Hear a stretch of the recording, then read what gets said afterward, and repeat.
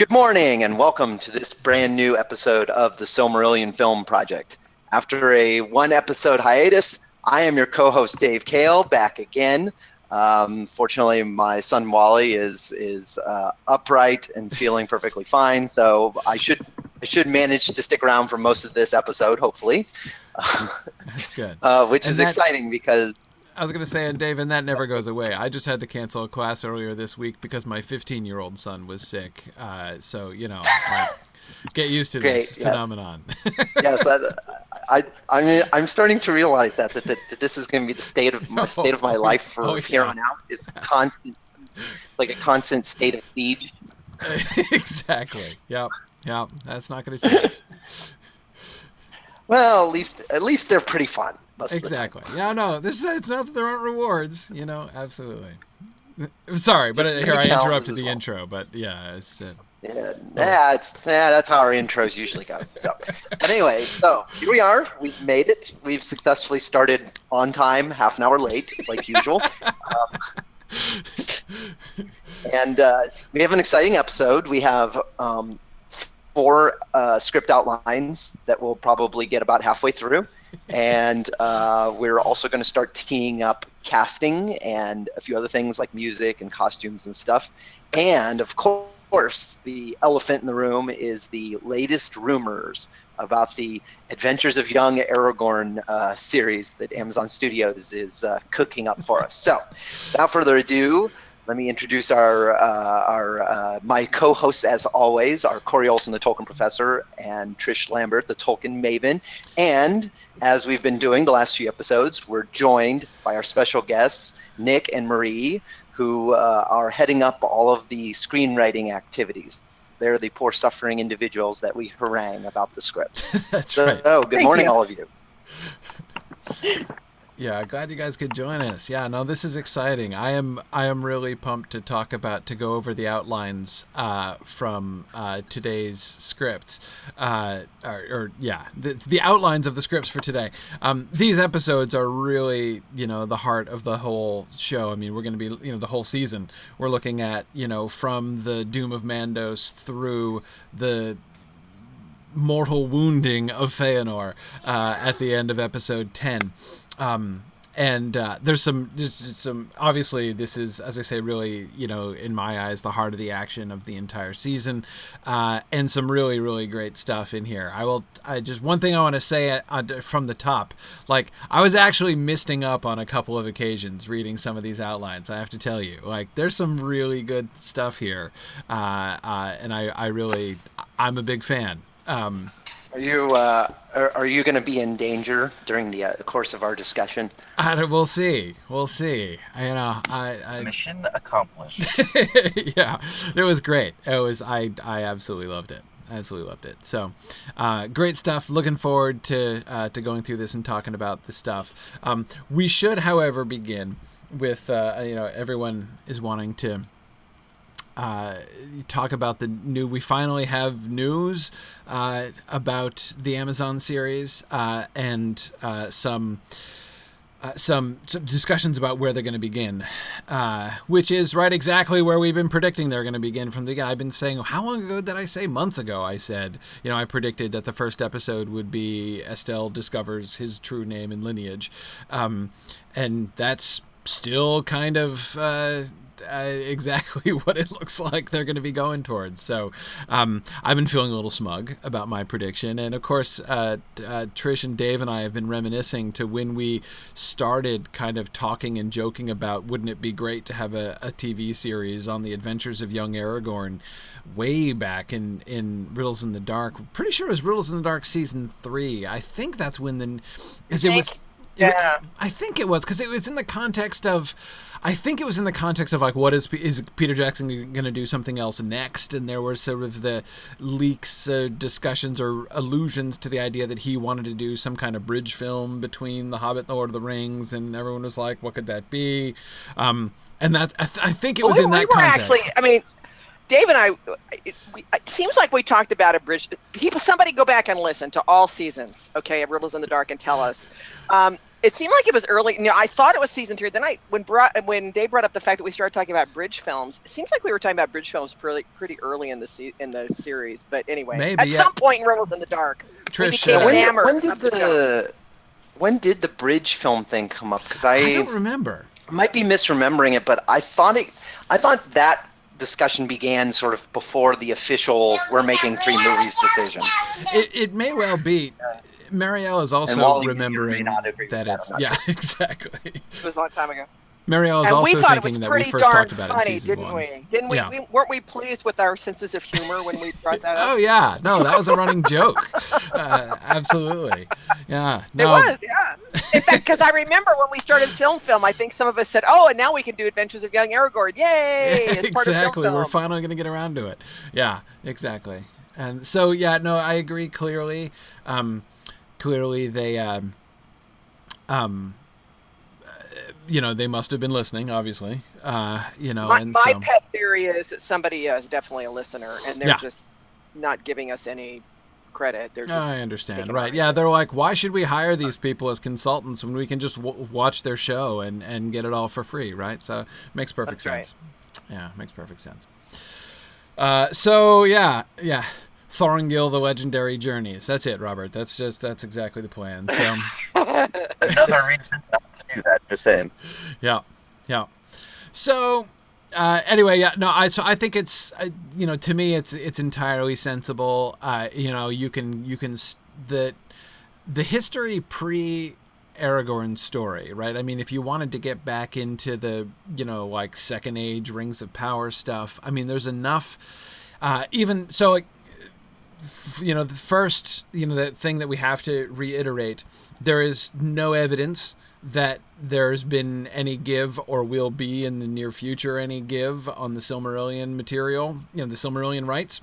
So, one has to operate under the assumption that this new show is not, there's been no discussion of new rights. That is, the TV rights were given, but not rights to new material necessarily. Certainly not to the Silmarillion. That's not been on the again. So far as I know, maybe in some back, there's a nod and wink agreement in a back room somewhere, but nothing that I know of. So we have to assume, for now at least, that the Amazon show is not going to be able to deal with any of the Silmarillion material. Now, you could probably do, if you wanted to include, if they had wanted to go back as far as, say, the forging of the Rings of Power, and do the Eregion and Sauron story, that would have been a defensible kind of season 1, I think. And I think that there's enough between the appendices and, between what's talked about in the Lord of the Rings and the Council of Elrond and in Chapter 2 and then in what you get in the appendices, I think that there's enough for them to be able to kind of put that together and do it.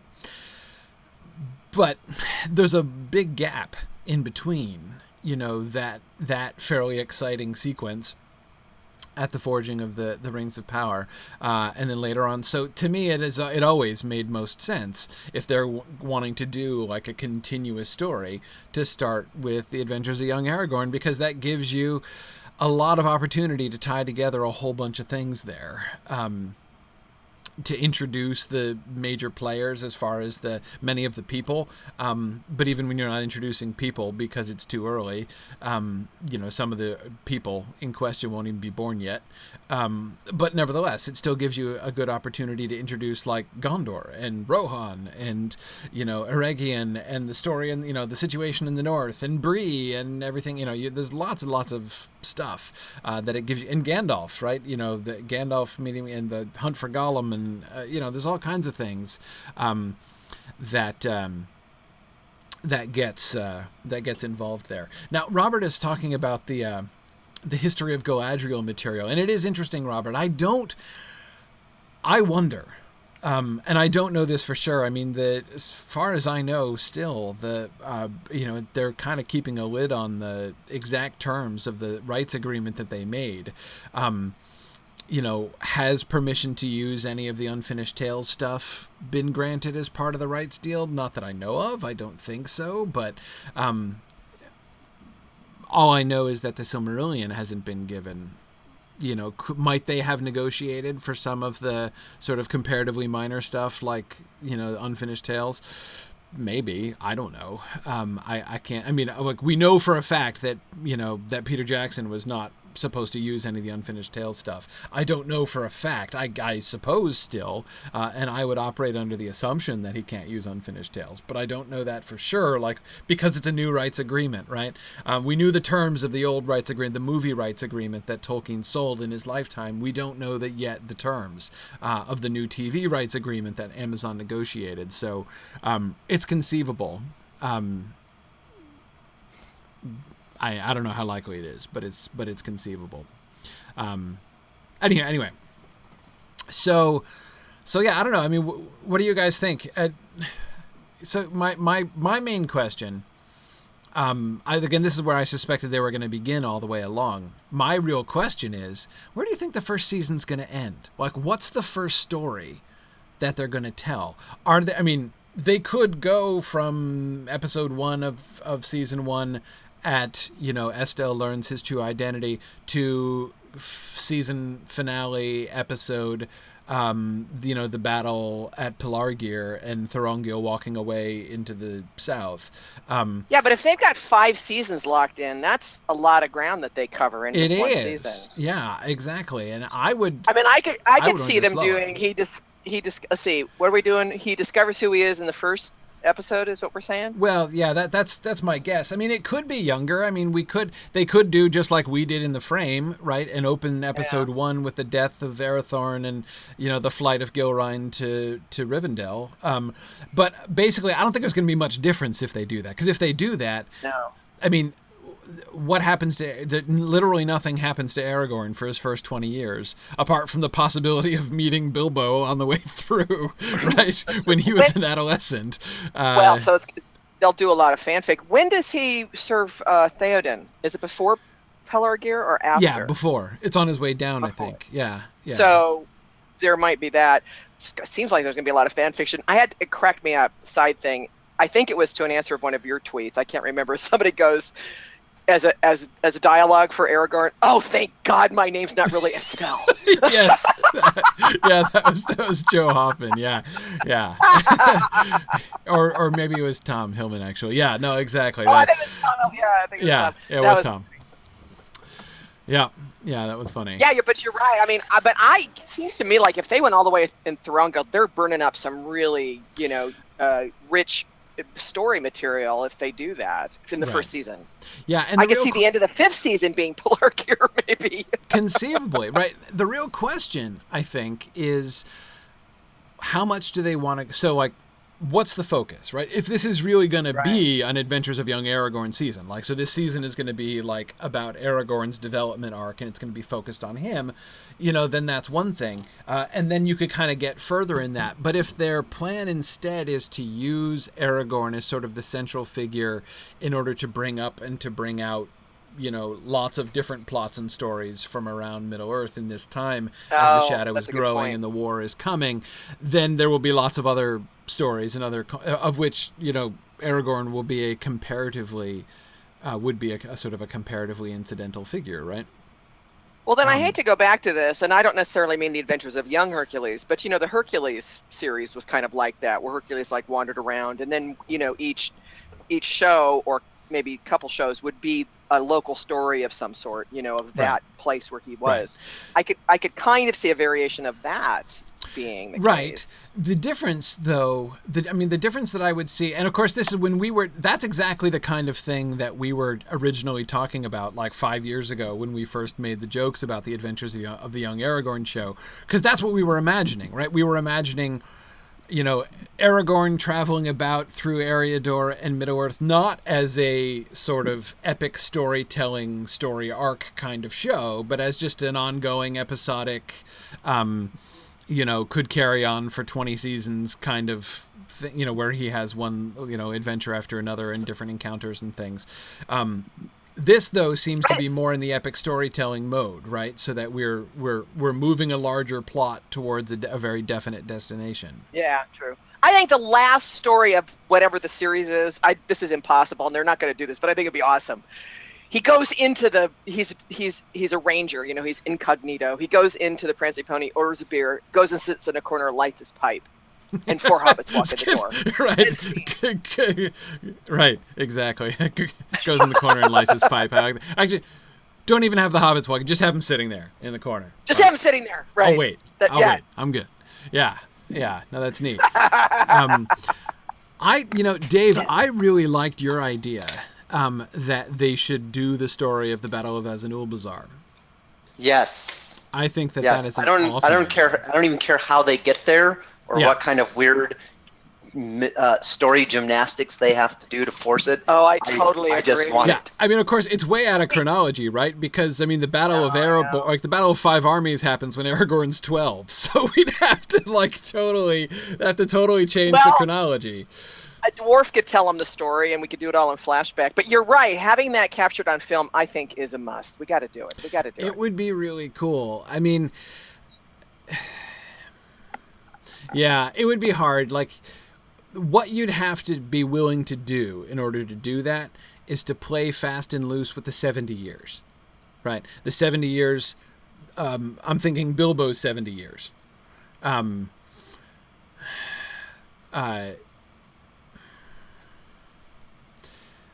Well, okay, no, when I say 70 years, I'm thinking about the time between when Bilbo goes on his journey and when Frodo leaves, like the 70 years between the end of The Hobbit and the beginning of the beginning of the journey, Frodo's journey. It's 60 years when when the Lord of the Rings begins. At the Long Expected Party, it's been 60 years. So, Dave, that's where you'd have to give something, right? But that seems to me an eminently foreshortenable time period, right? I mean, what suffers if Bilbo is not in the Shire for 60 entire years? Like, what if he's in the Shire for only 30 years? Post-journey, pre-Long Expected Party. Like, that doesn't seem to me to be a significant change from a storytelling perspective. So, like, for instance, when Peter Jackson and company made the decision to cut out the 17-year gap between the Long Expected Party and Frodo's departure, right? There's 17 years between Chapter 1 and Chapter 2 of the Fellowship of the Fellowship of the Ring. By cutting out that 17 years, on the one hand, it's understandable that they don't want to say, like, 17 years later, you know, along the bottom of the screen in the film and everything, but it had a significant storytelling difference, which was pervasive throughout all 3 of the films, namely that Frodo was really young, right? Frodo didn't get a chance to mature. Like, those 17 years are important, from Frodo being the, like, barely of age adult to now Frodo is the senior hobbit, who is at the same age that Bilbo was when he went away on his journey. Casting Elijah Wood, making Frodo into the youngest person on screen, was a big story change, and that was a change that had a lot to do with the fact that they decided to take that particular time gap and remove it, right? But I'm thinking, but Robert, we don't have to make Bilbo born at the same time. Bilbo can still be 50 when he goes to Erebor. It would mean shifting the dates, but those dates don't correlate with each other. His birthday at the Long Expected Party. Oh, you're right. We do have to fix that date, don't we? He has to be 11-1. That's a good point. All unimportant details that can be glossed. That's fine. He can be 80 when he goes on the journey. It's just that's fine. He can be 80 when he goes on the journey. That's fine. What difference does it make? Seriously, he's middle-aged at that point, right? I mean, he's still middle-aged when he's when he's 75 for a Hobbit. No problem. I'm fine with this. I'm totally fine with this. But anyway, my point is, is that worth it? Because we'd have to do that if we wanted to get in the Azanulbazar story in this timeline. We would now, of course, from the SilmFilm perspective, we don't have to make such cruel decisions, right? Because we have the whole scope of the whole time frame of Middle Earth open to us, so we can just do the Azanulbazar story in its normal spot, and then do the Hobbit storyline comfortably afterwards, which will be fine. But Heck, we can just they can just do it as a flashback. I'm fine with that. I don't care. Dude, the whole thing's it's like a 4-episode flashback. Why not? Why not? Make a spin-off miniseries. Actually, I mean, as long as we're talking in the realm of what like fantasy, that's what I like. Don't even try to cram it into young Aragorn. Just make a successful show that generates enough momentum that they have studio support to make more stuff, and then do a miniseries flashback. That would be interesting to do different for if they were to approach the show essentially as that like a series of tales in that way, right? That would be interesting. I was imagining a Lord of the Rings Middle Earth extended cinematic universe. Right, exactly. That would be interesting. That would be really interesting. That would something to rival the Marvel universe, huh? Yes. I think your idea, Corey, of an anthology. Like if they did an anthology where each season was like a separate story, that'd be pretty cool. That would be really cool.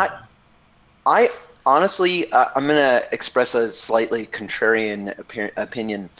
I'm a little nervous that young Aragorn can't support a Game of Thrones style epic, because I know that's the stated goal. Yeah, I'm a little concerned. Like, given that's what they'd want to make, frankly, I would have preferred they set it in a different,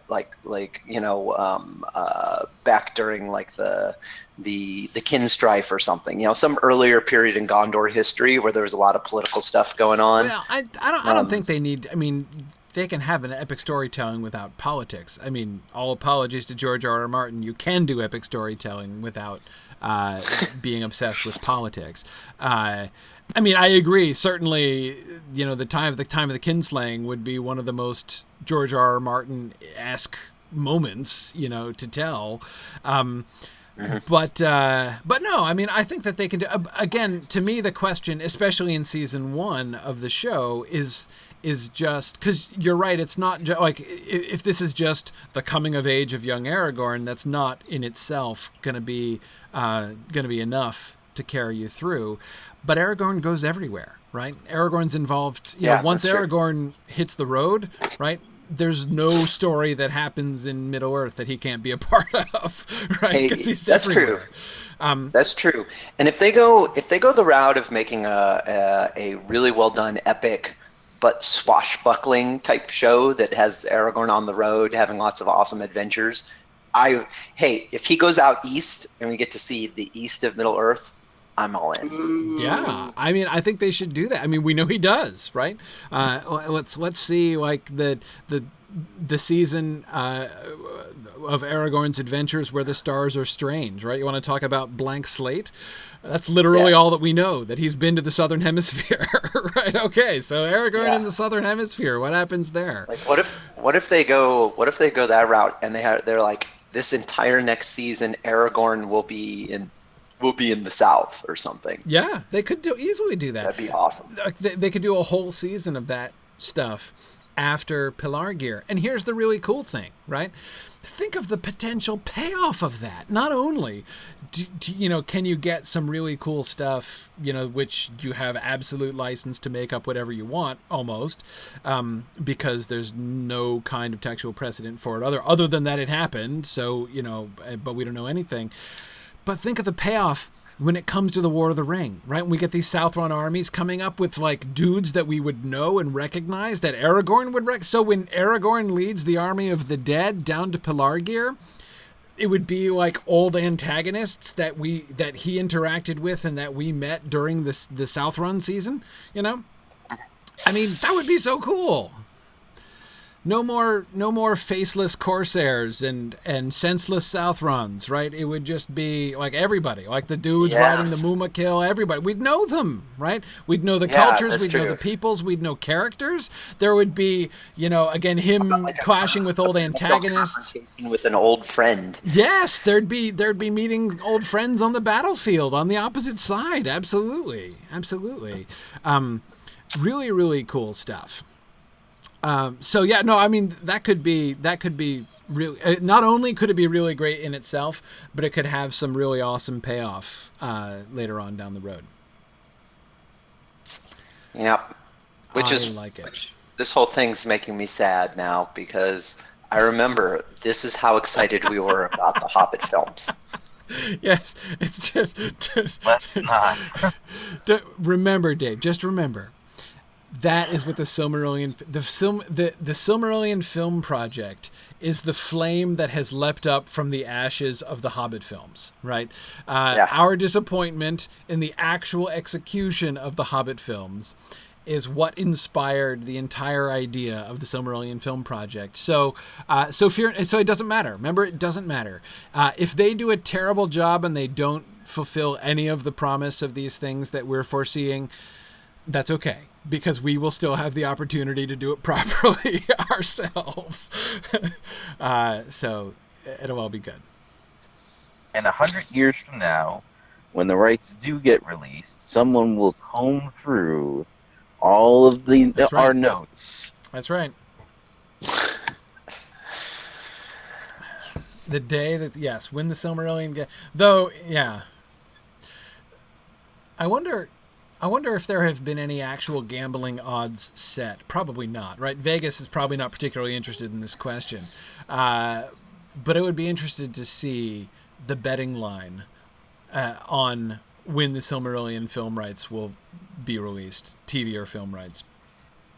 My prediction is 30 years after right now, my prediction is 30 years after the unfortunate demise of Christopher Tolkien. That's what's so morose about this. What we're really betting on is, when will Christopher Tolkien die? When will Christopher die? Yeah. Well, I'm not. No, I mean, I'm not going.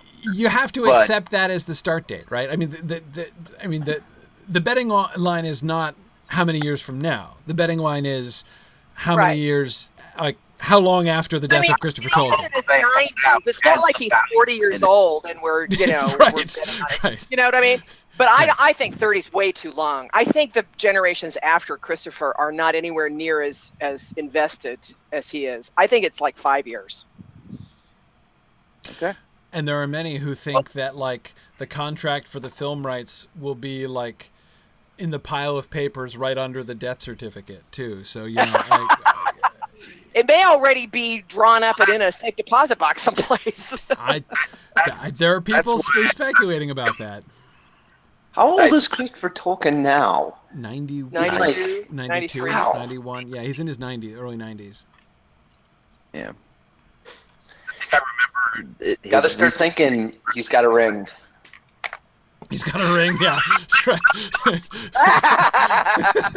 He doesn't have a ring. He has the ring. That's right. Yeah.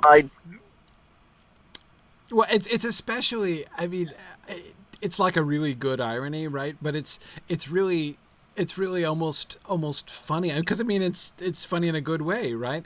Looking back on Christopher's youth, right, and how worried. I mean, he was the sickly boy. He was the one who was bedridden so much and had chronic health problems throughout his youth, which is how he got involved working with Tolkien's writing in the first place.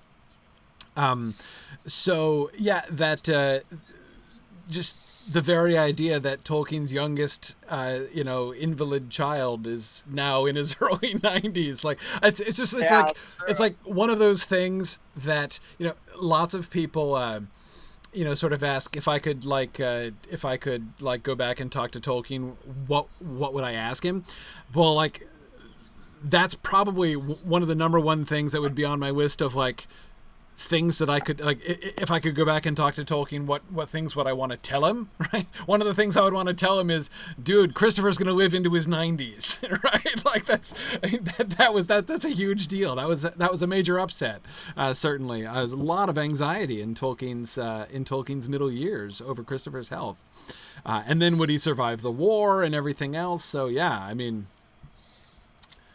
it would have been awesome to give that. Oh my gosh! Probably just as well. He probably would have weighed Christopher down with just an enormous number of instructions. You know. Right. Oh well, if you're going to live into your 90s, then. And here's what I need. Here's what I need you to do. You know, right. It's on and on and on. Oh my gosh. Yeah. But in retrospect, it's not a surprise. He had to. He's had an important destiny all along. He has. Which was to defend Middle Earth from corporate America. Yeah. So exactly, and it's so it is so. It's so easy for I know that there over the years have been many people who have been kind of harsh on Christopher and just viewed him as like an obstructionist and everything else, but. I mean, what that man has accomplished, I mean, the legacy that Christopher Tolkien will someday leave behind, of all of his editorial work, from from the Silmarillion, obviously, through Unfinished Tales and on forward through the whole history of Middle-earth, and what he's been doing in late years with all the unpublished stuff and the repackaging of the Great Tales as he's been doing, which has been really great, with Beren and Luthien and Fall of Gondolin and the Children of Húrin. I mean, it's just... It's awesome. I mean, to see the way in which Christopher has succeeded in, sort of the charge that was left to him as literary executor. I mean, Christopher Tolkien has to be one of the greatest literary executors of all time, right? Clearly, he has to make the Hall of Fame of literary executor people who have helped to both protect and promote the legacy of, I mean, that's just, it's amazing. It's amazing. It is amazing. I mean, I couldn't believe it when he announced Beren and Luthien. I'm like, seriously? Yeah. Dude, you're way past retirement age. Way past retirement. It's really impressive. Yeah. Yeah. Yeah, it is. Okay. However, we should talk about our script outlines here. There will be more time to work through the issues of what we would choose to do in season 1 and all that kind of season 1 of the Amazon show and all that kind of thing. But we should return to season 3 of our actual show of Silmarillion Film Project here. Good plan. Yeah. Forget this reality crap. You're a real buzzkill, Corey. I know. I'm sorry. Stop talking about a real show. We're talking about our fake show. Exactly. Can we please get back to fiction now? Yeah, absolutely. Quick announcements just to remind everybody, the big thing, Mythmoot 5. So Mythmoot registration is going to be going on through the rest of this month. It's coming up soon now. We're just a few days shy. I don't think I've registered yet. You should totally do that. Yeah, absolutely. I just got mine 2 days ago. Yeah. So this is going to be great. I'm so excited about Mythmoot. And by the way, we have we have some recent news, actually, recent development. Tom Shippey is going to give a talk. He can't come over, but we've been talking to him. A lot of people really wanted to have Tom Shippey this year, and I tried to talk him into coming over, but he just couldn't make the flight over. But he's gonna Skype in. He's gonna do a talk from England at Mythmoot. So that's gonna be it's a Tom Shippey talk. It's gonna be awesome. So. Tim, the schedule is out. If you go to the events page, the Mythmoot page, go to signumuniversity.org, down to the events. There are links to the schedule on the events page there, so you can see all the stuff that's coming up there. Anyway, gonna be awesome. June 21st to 24th. In Leesburg, Virginia, definitely register now. Okay, so I'm supposed to say that the registration deadline is May 31st. The truth is that May 31st is when I start like arm wrestling with the venue to keep registration open. But anyway, the point is time is running out. That is the primary message, definitely. So. So that's going to be cool. Don't forget Baymoot. We've been getting a bunch of registrations for Baymoot. Really excited to go out to Northern California. So we're going to be in Oakland on August 18th for our Northern California moot. So I hope that a bunch of you will be able to join us there. Again, you can see the details on our events page. We're also the Holly Moot yes.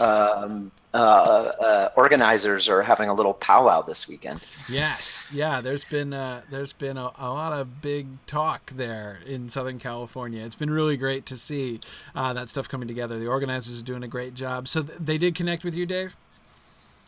Oh yes, yeah. I was non-responsive for a little while, but I managed to connect. Good, excellent. Yeah. So that's good. Zach, yes, I saw your registration. So glad you're able to come. That's great. Yeah, good. Awesome. So yeah, no, the Northern California moot in August, Southern California moot in planning. We're this has been a desire of ours for a long time, so I'm really excited to see those things come together. And if I could make it out there, that's little Ness's due date. So yeah, there you go. Oh, how exciting! For August 18th? I hope you have your priorities straight. So is that the August 18th date? That's the due date? Yeah. Yes. Hey, awesome. Well, I'll be my birthday's August 16th, so I'll be cheering. Let's see if we can. If it'd be, I would be honored to share a birthday with your child. So let's see if we can get the timing. That would be exciting, right? 2 days. Well, mine's the 12th, so if it's even a little earlier, I'll steal that. There you go. And so knock on wood, God forbid, if it's late, I'm August 27th. Oh boy. Oh, dear God. Yeah, I wouldn't wish that on her, but I mean that is like almost 2 weeks late. But. I'll let her know, and I'm sure she'll keep all of these things in mind. That's good. That's good. I'm sure it's very important. As she should. Yeah, exactly. Right. Exactly. Cool. So, and then last in-house announcement. So, as always, we're looking forward to doing our casting episode and our big democratic casting process. So, for those of you who are new to SilmFilm, we like to do we cast our new characters. We have already, of course, there are many of our characters from this season are already cast. We did that last season, but many of our new characters we still need to cast. So, the way that this works is we this is a big crowdsourcing thing. So you guys can go to the discussion forums in season 3. There's the casting discussion thread. The list of characters for which we need nominations are all there, right? Trish, are they there now? Yeah, I just need to make sure I actually posted it. Oh, I haven't posted it, but it will be. All right, it will be there. Any moment, it will be there. Any minute now. Marie, do you want to talk about the sort of the process and the timing there? I want to make sure I don't mess it up when I explain it.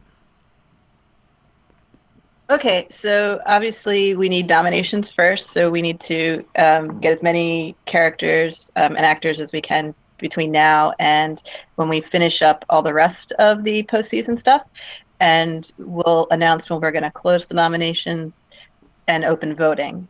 So the voting will be for those 2 weeks before the casting session, essentially, and the deadline for voting will also be announced at that time so that we can compile the results before the casting session.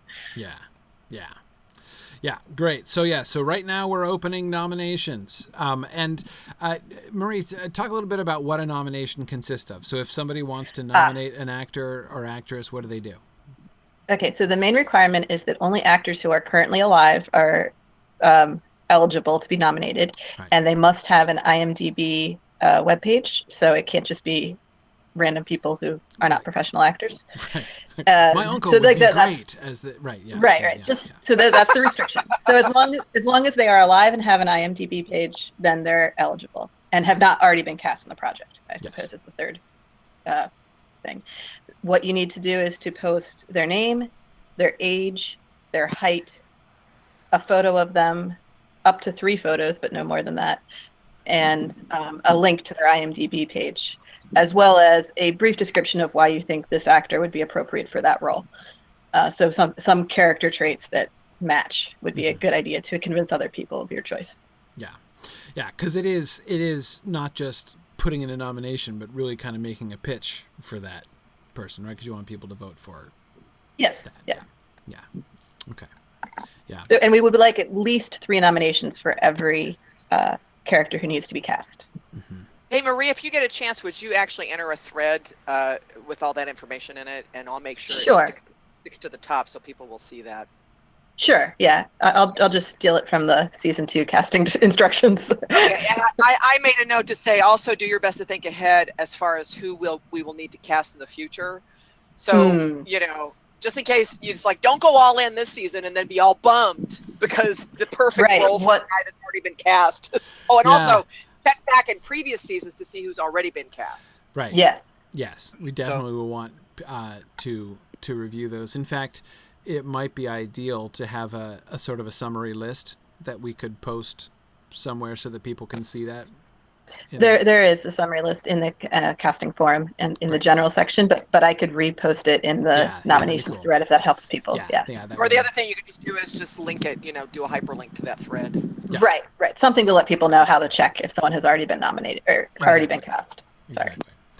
Yeah, cool. No, that's great.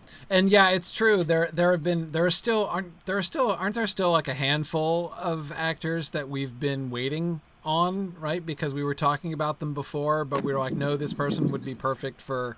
Yeah, of course we don't remember, but yeah, I'm trying to remember. There were a handful of actors that were requested to save for later, but some of those characters are still not up for casting yet, so we'll still hang on to them for later. Didn't we decide on a really cool Holith character, for instance, or actors? Yeah, there were several suggestions. Yeah, I seem to remember that. Last year.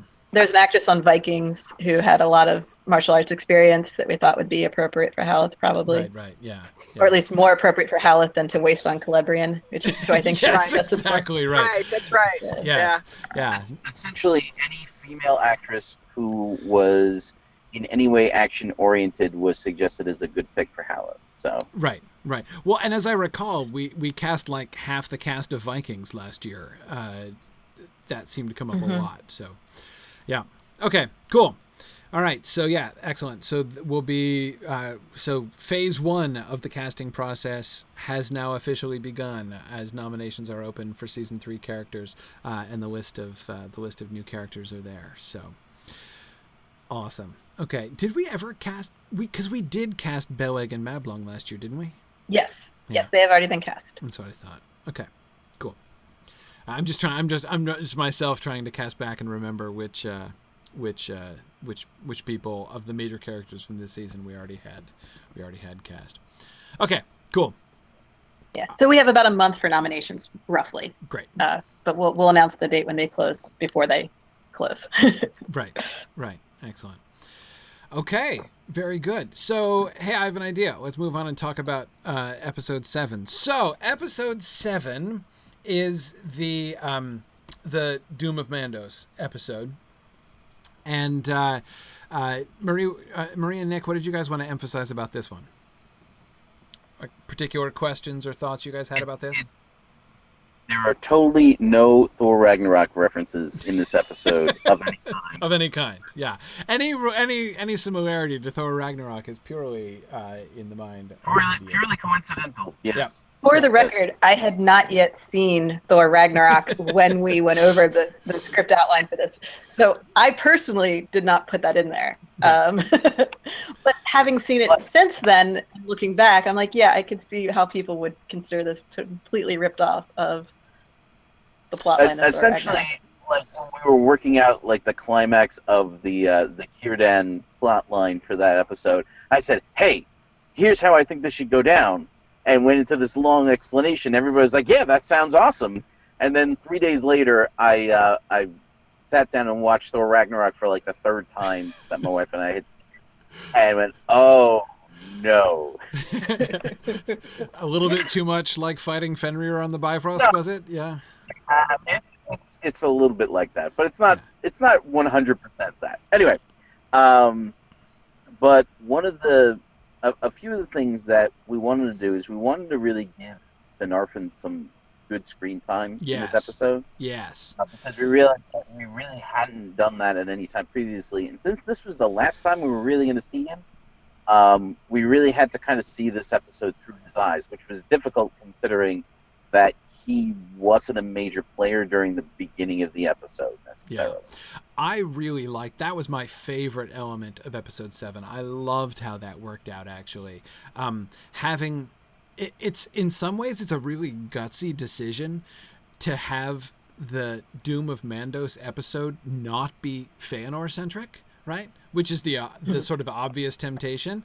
But to have Feanor be not exactly a background character, but in a sense, he works really well as a background character here because he's completely focused, right? He's completely, like, there's no change. There's no development in Feanor at this point, right? He knows what he wants. He's doing what he's doing.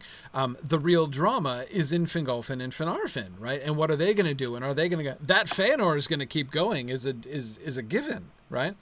And even in a sense, how he's going to respond to Mandos and the Doom of Mandos is a given, right?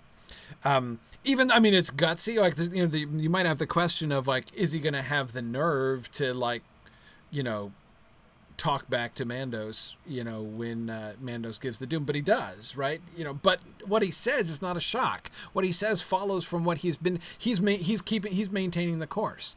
And so showing that from the side, essentially, right? Showing that from someone else's point of view, and to have it be the point of view of the person who really is coming to his final crisis in this episode in Finarfin, I thought that was just brilliant. I thought that was beautiful, and it totally solved allayed my concern that Finarfin's departure, which I think if you guys hadn't done this, Finarfin's departure might have merely looked timid, right? Like the Doom of Mandos comes out and he's like, "Oh, now I'm scared. I'm running back home because I'm timid," right? And that's obviously not the message that we wanted to send there. So I loved how Finarfin carried the episode. I thought that was really smart and was executed really well. Pretty much from here on, Feanor is pretty much a force of nature, and we're kind of seeing what he's doing rather than exactly from the outside, rather than trying to get into his head and trying to, like, we're no longer trying to sell the audience that what he's doing is totally understandable anymore. Like, that we're not in that place at this point. Yeah, no, and that's really good because that's a hard sell, right? I mean, to try to get if Feanor remained simply the protagonist throughout this section, that would be alienating, right? I mean, who wants to spend that much time in Feanor's head, right? And I mean, you can do that, right? I mean, you can create this situation where the narrator, where the audience is getting more and more uncomfortable with the protagonist, right? You know, until finally they sort of, but I really like as you say, he's a force of nature, and I think in some ways we can be even more effective in conveying his effect on people by seeing him from the outside, rather than inviting the viewer to sort of like identify with Feanor, right? Because I don't know. I mean, you can kind of identify with Feanor in some ways, but it's not really the point. And again, I think Finarfin works super, super well for that. I loved his debates with Fingolfin as well, and Fingolfin's, like, especially the question of it's better to, you know, his argument that it's better to break an oath than keep, like, there are circumstances in which it's better to break an oath than to keep it. And the way that, because that's the very gentle way in which that obviously connects back to Feanor's situation, right? Without directly commenting on it or directly critiquing him for it. I thought that worked really, really well. Right. Well, I mean, it's one thing to keep an oath because even though it costs you personally, Right. like that's one thing. Right. But when it starts costing everybody else, like now you're holding on to this because of pride. Right. In reality, Right. we also moved the sword breaking moment to here. It seemed a little to fit the tone Yes. of this episode a little bit better than Yeah. it did episode 3, which 3. was Yeah. No, I like that. I like that. Yeah. And especially since we've decided to pull back on the Noldor in episode 3 thing anyway, right? Yeah. No, I liked it. The way that was made into a sort of a really kind of central public statement there, it fits better as part of that discussion. The discussion that I was about to say three-way discussion between Feanor, Finarfin, and Fingolfin, but it's not really a three-way discussion because Feanor's not discussing with anybody, right? It's really just between Fingolfin and Finarfin, with Feanor's position as a kind of accepted data point, right, in that discussion. But yeah, no, I like that. I like that thing. Now, one thing that actually really struck me as interesting there, and hang on, I'm gonna pull up the thing here. Let's see. So where's the sword breaking? Do you remember? It's in scene 3. Scene 3. Okay. Yeah. So okay. So your description of this was very detailed. You guys were clearly had a clear visual picture of this in your head. Fingolfin wedging quite for quite a while because the issue is it's actually not that easy to break a sword. Yes. Like or something, Right. Unless you made it really badly to begin with, which we don't want to be, right? So, yeah. So okay. So I like the idea of him wedging it in and breaking it. In a way that's gonna work. Though the detail that really jumped out at me was the shard that falls into the sea, right? So you had this very clear picture of the piece of sword sort of spinning off and splashing into the sea.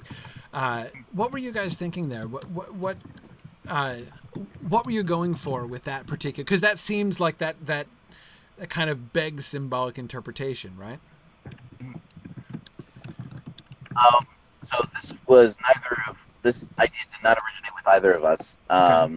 This idea actually came from Philever, and I can't necessarily speak to with a 100% accuracy as to what the reasoning was. But for me, what it seems like is that the sword can never be whole again in and of itself. It can never be the same sword again. Right. So the idea that his sword is not only broken, part of it is lost is the main point, right?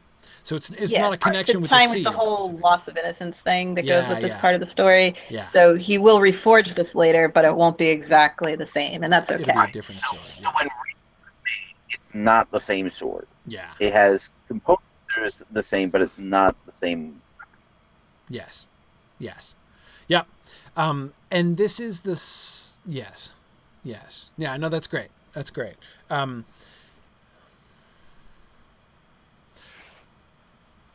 We need to. Where else will we have seen Fingolfin's sword on screen before? The kinslaying. At the kinslaying. Whom does it kill with it? Do we ever get to see him kill someone? No named characters are killed by it. It's the other Teleri archers. The Teleri archers. Yeah. So, but we should show it. So when the visual image of his sword here is really striking, and especially I love since the original suggestion of the breaking of the sword. I've loved this as the way that Ringil becomes the sort of symbol of Fingolfin's career, right? So I'm thinking we have to make sure that we feature that prominently in that scene when Feanor is sailing underneath and Fingolfin's looking down from below. Fingolfin needs to be holding the sword with blood on it, right? So we need to see Fingolfin holding this bloody, sword stained with the blood of his kin. And even I think having a really close visual pair, like he can even be looking at it, right? So here's Fingolfin holding up his sword and looking at the blood on his sword, and then he looks down, and Feanor's looking up at him, right? So that we have a clear, he can hold up his sword in a sort of a visually parallel way before he breaks it, right? So that I really want to cement that connection because I think it's such an important symbol. Also, so if the scene right after that, you see one of the reasons why we were kind of obstructing the idea of maybe we switch Mablung and Beleg at the at the battle, the first battle, Amon Arab, was because we had already put Beleg on the other side of the continent, which wasn't like nobody else made us do that. Obviously, we had done that independently, but that may have colored our actually, can we not maybe do that? But one of the things that we wanted to illustrate through this is how completely underprepared for actual combat the Philothrim are in this case. Yes. Like the Green Elves, but in a different way. But what's really cool to me is the sort of common thread there, right? Neither one of them, neither the Green Elves nor the Philothrim, they have not given any thought to combat, right? They are unprepared for war, and for the same reason, right? Both of them are positively focused on the development and preservation of something, right? The forests in the case of the Green Elves, the ships in the case of the Philothrim, right? And so their sort of positive, constructive focus on the thing that they love has been what they've always focused on. So, no, neither one of them have ever made any military preparations. And one of my favorite moments in this is where Beleg assumes that they're defending the town, right? We must defend the town at all costs. The Philothrim are we don't care, right, about the town. The town Pardon us, ladies and gentlemen. There we go. Yeah. We lost your audio. Oh, you lost my audio? A good while. Yeah, so we just sat awkwardly listening to nothing for a bit. Oh. So we all just kind of sat there. So about 30 seconds worth of your dulcet tones we lost. Okay. Well, the people will have it on the recording. Remember what you said? Anyway. Do you remember what you said? Oh, okay. Well, when did you lose me? And I'll sum up. I don't remember. Do you remember, Nick? Okay, so basically, you were talking about how the Green Elves they and the are unprepared. Yeah, they are both unprepared in different ways because they haven't really been thinking about combat. It hasn't been a priority for them. Okay. And I think pretty much right after that. Sorry, I think that was a GoToWebinar issue. The folks heard me on Twitch the whole time too. Anyway, okay, sorry. So brief summary. I was saying the cool thing there is how both the Green Elves and the Philothrim are focused on a positive thing, right? They're focused on preserving that which they love. The Green Elves, the forests, the Philothrim, their ships. And so neither of them have made warlike preparations, and their priorities are just different from other people. I love how Beleg wants to defend the town at all costs, assuming that that's what they're going to be interested in, and how they don't care about the town. As long as they can get their people out and save their ships, they've basically won. The houses are just where they live, right? And they can build those they can rebuild those anywhere. And I think that's it's really cool to sort of show that different focus, both of them. But of course, it does also put both of them at a great disadvantage when trying to match up militarily against the forces of the enemy. I mean, it's clear that things need to change if they want to survive in the new world with, Melkor in Middle-earth now. But it's really, I think it's a really neat kind of glimpse into elf culture and the way in which elf culture is different. They don't assume that survival and beating off enemies is one of the obvious prerequisites of life, right? Yeah. And speaking of the ships, I do enjoy kind of the Captain Galdor, the Adventures of Captain Galdor that came out of this. Now, the vampire attack on them kind of seems like a random action sequence just kind of dropped in there. The reason for it is because it's really not that interesting to just show them continuing to sail more fastly, to get to Eglarest before before they get destroyed. Mm-hmm. So we needed to threaten these guys to make it seem as though they may or may not actually get there. Right. Yeah, just to emphasize that there's more than the mere covering of distance that needs to be overcome in order for them to come to the rescue of Eglarest. Right. Yeah. It's kind of like the pearls issue. Like if you keep giving the dwarves pearls, you're not giving them anything new, and so on TV it looks like you're not actually giving them anything. Right. It's the same kind of issue. Right. Yeah, no, it makes sense. And I think it's only going to look like a superfluous action sequence if the action portion of it is unnecessarily prolonged, right? I agree. Yeah. I mean, I, for one, personally, am very pro-action sequence, and I often get really offended when people talk about action sequences as like mere fluff. It's like stuff is like character development is accomplished during action sequences if they're done right. Like good action sequences move both plot and character development forward. And I have little patience with people who just like don't like fighting and so just tune it out. I mean, to me, it's almost I feel almost exactly as frustrated and in actually a very similar way to people who like want to fast forward through fight scenes as I do people who skip the poems in the Lord of the Rings. Honestly, it's like it's stuff. It's important stuff. But anyway, yeah. So no, that's good. But okay, so I have a question though, and this was a thing that I realized I had reading through the outline, both the vampire stuff and the werewolf stuff. I was realizing, okay, I don't think I have a clear visual image of what we want to do with these creatures. Werewolves, what do they look like? What's the difference? How can you tell the difference between one of the like the Gaurohoth, between one of the Sauron's werewolves and like because we have 3 or 2. How many ranks of wolf creature do we have? Do we have like big, fierce, regular wolf plus warg plus werewolf? Or That 2? was certainly my impression that there's wolves that we're familiar with that we see. There's wargs, which are larger and more aggressive, more intelligent. The wargs are the ones that we meet in The Hobbit. Right.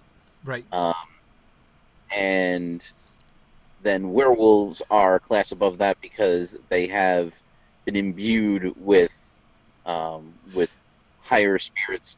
My interpretation has always been that those are higher spirits. I know that not everybody interprets it that way, but well, they're spirits of some kind anyway. Right. Whatever you call them. The one obvious difference is that regular wolves don't like talk and plan and attack towns and things like that. Yeah. So beyond that. Wargs obviously do communicate and have intelligence and can be part of an army. Right. And then werewolves disappear when you shoot their bodies. Right. So there's something supernatural about a werewolf that is not true about the others, but not necessarily a human transforming into a wolf type of werewolf, more of a wolf plus spirit, and that's the combination part of it. So, by the way, this means we're implying that it was werewolves that attacked the company in Eregion? Yes. Yeah. Well, and Gandalf uses the word Garhoth against them, so he at least identifies them as werewolves in that scene. Right, yeah. Phil makes an interesting parallel. So wargs are like horns, essentially, the sort of in-between. Yeah, kind of. I would say that's pretty close. Yeah. But as far as what they actually look like, we can talk about that in the art session to figure out exactly how wolf-like versus how monster-like people are picturing them. Right. Yeah. Also, size is an obvious, obviously big difference. Wolves are big. Like wolves are obviously pretty big in some varieties. Wargs are large enough for person of larger than hobbit size to ride on. Right. Right. Yeah. Karkaroth is huge. Karkaroth needs to be like the size of the size of a short school bus, right? But yeah, no, I mean it's and we do always, of course, have to keep that in mind, right? We always have to keep Karkaroth in mind as our standard. Like, however big we make wolves, we have to remember that Karkaroth has to be bigger and not look ridiculous. So yeah, that's definitely our Karkaroth. We have a hard cap on wolf size, right, in Karkaroth.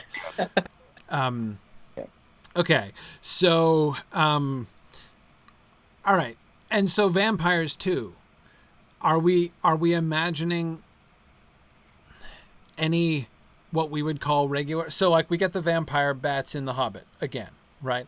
Which I'm thinking are to bats as wargs are to wolves, right?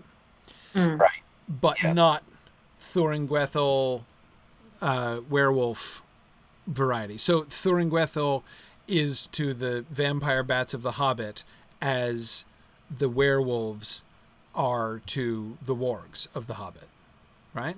Sure. Right. Yeah. That's what we're thinking. Okay. Actually, I kind of thought of the larger vampires being kind of harpy-ish. Yeah. Yeah. In a way. Maybe not quite as anthropomorphic, but something in that line. Yeah, exactly. Now, no, Phil, you're absolutely right. Of course, when Tolkien says vampires, he means bats. I mean, vampire bats. That's how they said it. But Thuringwethel. Okay, first of all, Thuringwethel is awesome. Thuringwethel is one of the great undeveloped characters of the Silmarillion, right? I mean, I love the concept of Thuringwethel, and yes, like Thuringwethel was a bat at the end of the day. Like it seems pretty clear that Thuringwethel was a bat, but she was also a messenger, right? And if we want to depict, we made the choice to depict Thuringwethel as fundamentally human in shape or shape changer kind of thing, that she transforms into bat shape to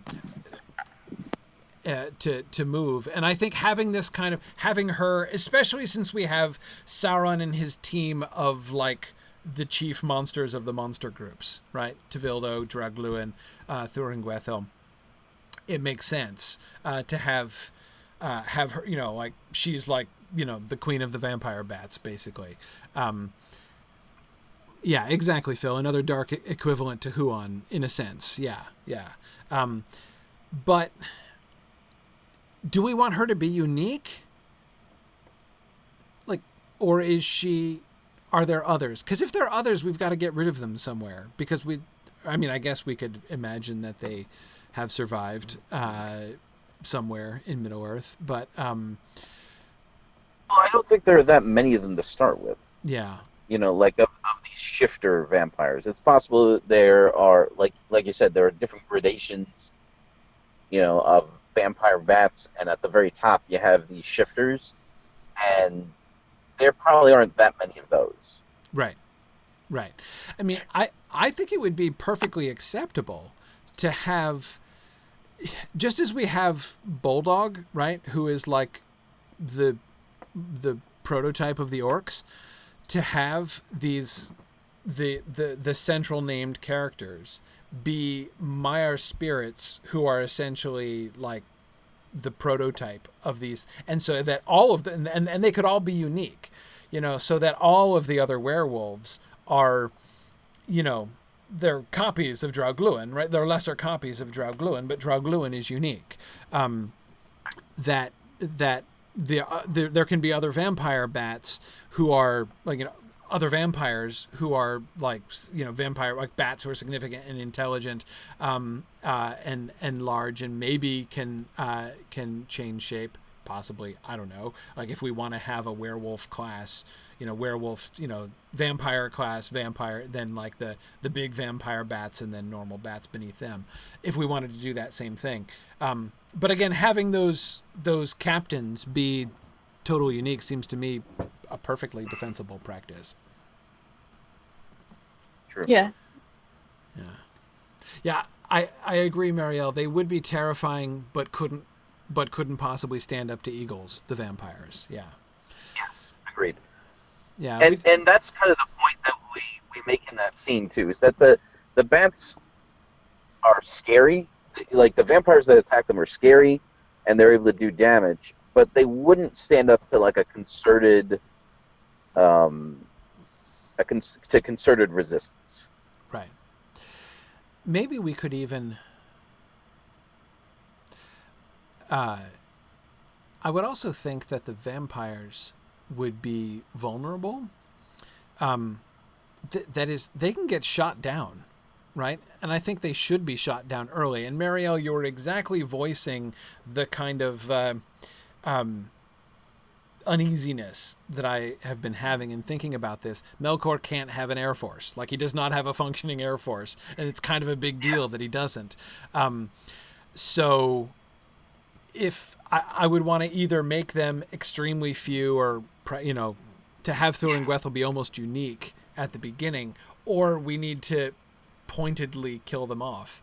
Well, they're not physically strong is one of the things that is shown. Anytime that we've put them into like a combat situation, it's shown that they're not physically that tough. The elves can handle them no problem once they overcome the surprise. It's tough to shoot a flying creature in the dark. I mean, obviously Legolas gets away with it. Yeah. Well, exactly. Many of the elves have pretty good night vision too. Yeah. Creature. Yep. Yes. Yeah, absolutely. Yeah. Absolutely. Yeah.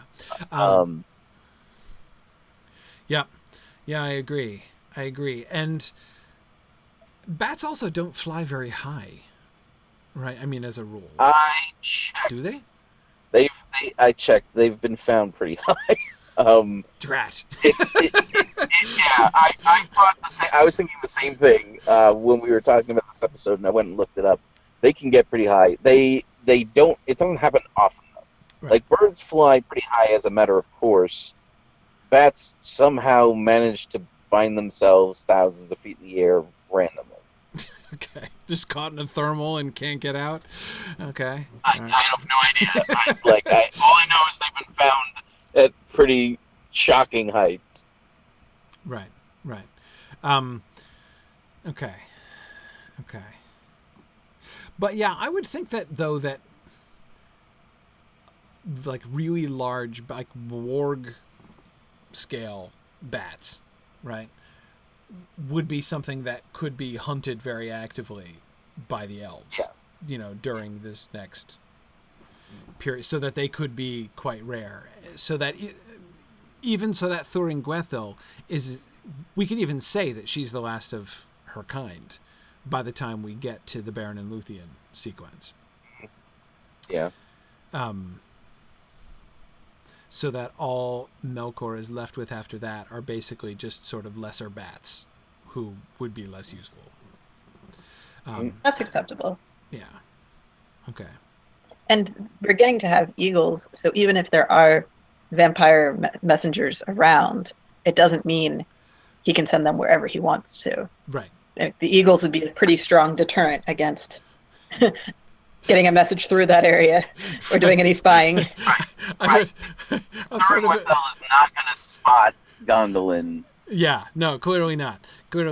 Well, I'm imagining this sort of comical sequence, where Morgoth is standing up on the plateau above Thangarodrim, and then there's this like bat messenger who's flying towards him, and he's expecting some really important news, and then Thorondor just plummets out of the upper atmosphere and takes out the bat when it's like half a mile away, and Morgoth is like, actually, I don't think we called it out in the outline, but when we were discussing it, I made a point that these bats would probably fly pretty low to avoid detection. The eagles. Yeah.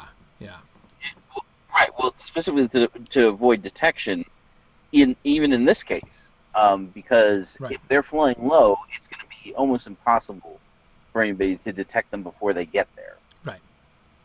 Right. Right. Yeah. Yeah, but that's just it. I mean, it would be a hard life for large vampire bats in a vigilant Beleriand, right? With like if they fly too high, they're in eagle territory. If they fly too low, they can get shot down. So Well, I think that once the siege is established, that's yeah, exactly. Okay, all right. Because anyway, yeah, I was just thinking. And Tevildo. So the cats, are these just like, just giant cats? I mean, giant cats are scary enough, goodness knows, right? I mean, like, are they just like leopard size, bigger than leopard size? Are they? I think we had talked about either black panthers or cave lions as suggestions. So particularly large, big cats. Yeah, large, big cats. Panther's not very big in comparison, Right. but yeah, cave lions are huge. Okay. All right, but we would want to make and so here too, are we looking at a sort of striation here of the cat population? It would just, we have Tevildo, the unique, evil god of cats here, and then his cadre of warg-like giant cats. I would say Tevildo is probably larger than the largest living cat on planet Earth, Right. whereas the others are no bigger than tiger size. Okay. at any And they point. would be intelligent like wargs, Yeah. essentially. So Yeah. they would be like, so there is no werewolf class essentially in the cat world, which makes sense because Tolkien's a dog person. So it's all good. Yeah, the deal with the cats is they're very stealthy and independent. So we don't have like an army of cats for kind of obvious reasons. You can't coordinate that. Yeah. So It's like herding cats. so like what they're doing doesn't require that they be very large, because if they're just sneaking around and hiding, like they need to be big enough. They're not tiny. That would be amusing and cute rather than scary. But so they're big enough to be scary, but they don't need to be the biggest cat ever seen to get the point across. Like Tevildo should be decently sized, but the rest just average. Yeah. Leopard, I agree. It's jaguar. It's not about lion. Yeah. Okay. Yeah. Good. Yes. And yes, Mario, of course, we will be doing a session where we'll be talking about some of the stuff in more detail, and we'll look at pictures and stuff. I just wanted, it was, when I was trying to picture these battles, I was having a hard time with figuring out, like, are any of them going to be human? Like, are the werewolves going to be human shaped at all? I was hope not. having a hard time picturing it. So. Yeah, I think we eliminated that pretty early. Okay. As to the battle itself, we once again had a little bit of a hard time because you wouldn't really have a situation where you had an organized defense before the wolves got in. But at the same time, you had to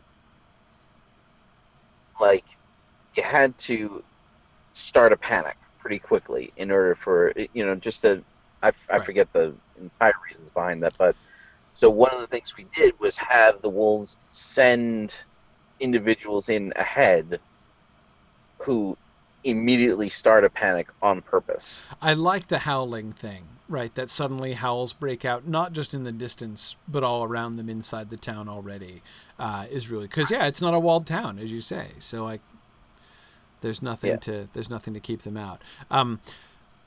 One thing, of course, that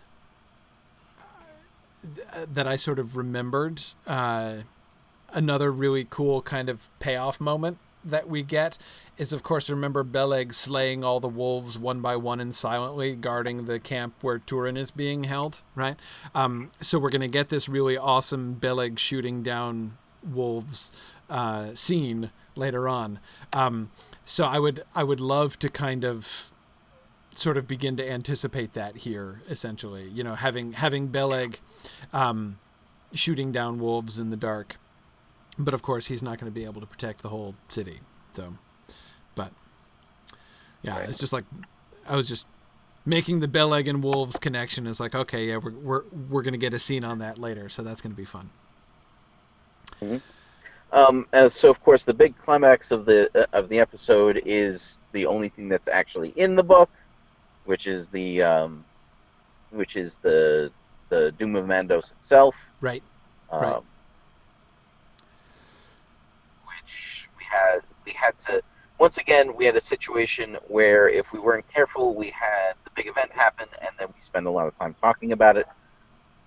So what we had to kind of do here was make that scene after Mandos departs, or whoever the messenger is departs, more dynamic, to make that the climax itself is the discussion.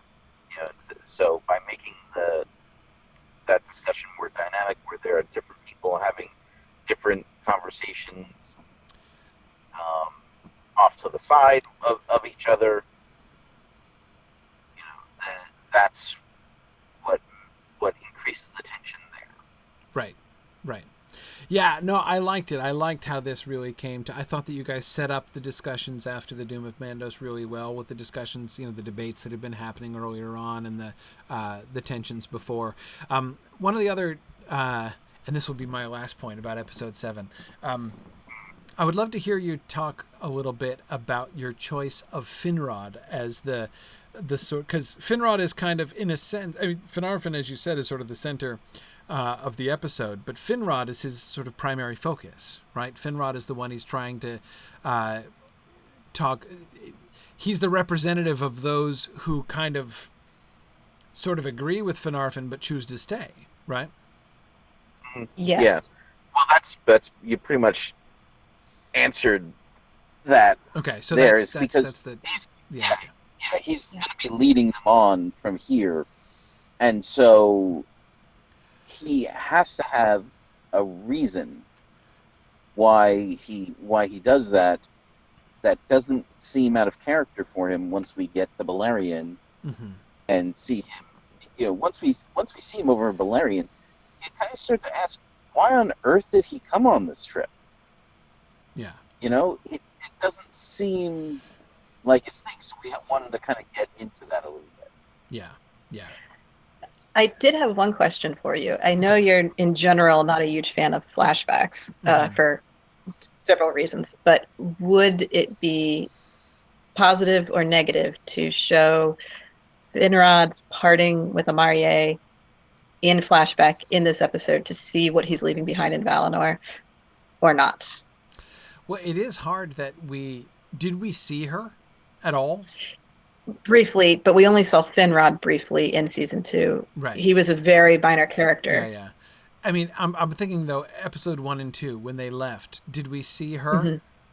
No, not particularly. Okay. Maybe in the background of a scene, but we didn't call out that parting, and we certainly didn't show any dialogue. It is tricky because, of course, Finrod's choice to go on and leave his beloved behind is kind of a big deal, right? Especially thinking, of course, about Finrod's friendship with Turgon later on, and both of them have lost, you know, their loved ones in very different circumstances, right? But both of them are alone, you know, living the sort of widower bachelor life in Middle-earth, because they lost their loved ones. Like the journey cost them their loved ones in one way or another, right? So you guys do a great job with Elenwe, future episode, but and there are several references to Finrod leaving his beloved behind. Yes. But it certainly would make that more powerful if we could get that on screen. I would think, I mean, I almost want to say, especially if we want to make Finrod, because I was getting the impression that Finrod is essentially serving as a kind of a representative character here, right? That he is sort of voicing the perspective of a lot of those who are choosing to go on despite not being in sympathy with Feanor. And that, I think, is such an important thing to accomplish, to make the audience really understand the mindset of, like, the Sons of Finarfin, especially, right? The children of Finarfin who are choosing to go on. And of course, you guys do a great job of giving Galadriel a strong voice, but she's kind of different because we're sort of showing, like, her flaws are more showing. Finrod has sort of slightly less flawed reasons than Galadriel to go, if in a sense. He's a little less proud than she is, less impetuous, less proud. So if Finrod is going to be the representative, the fact that he's leaving his beloved behind makes him potentially an even more powerful representative, right? Because then he's not only the spokesperson for those who choose to go on, he is also the embodiment of, like, what they're leaving behind. Or rather, his beloved then becomes the sort of symbol of what they're turning their backs on, right? All of them have, in a sense, left behind their love in Valinor, right? Have turned aside from that which they built and that which they loved and that which they've known all of their lives and that which they once hoped and dreamed would be their future, right? So in that way, Finrod's relationship maps really well onto the Noldor as a whole, really. And so therefore, for that reason, it would seem a shame to risk diluting the effect of, and especially since, as I recall, he's the only one that we get that explicitly said about, right? That he left his loved one behind, not because she died on the way, but because she just didn't come and he went anyway. Fingolfin is in a similar situation in that Anare has chosen to stay behind, but that was more kinslaying related in our version of this, in that she was best friends with Yarwyn, and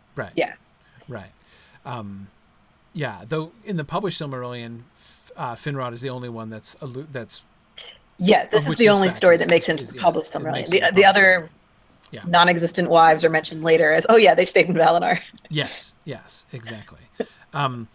Yes, right, exactly. And that's why they're not mentioned, right? Exactly. It's like retcon, basically. If there was to be a conversation, I'm just looking quickly at the outline and seeing where that could fit. If there was to be a flashback to his lost love, that would be, like, immediately leading into the discussion he has with Galadriel. Either that or in scene 5. Either one. If you go, you're talking about the scene where what's his name? Where Finarfin talks about her to him. Yeah. I feel like if you did it there, it's a little on the nose. Where are we talking? What scene? Okay, I'm sorry. Yeah. I think you're saying, right, Nick? Scene 8. Scene 8.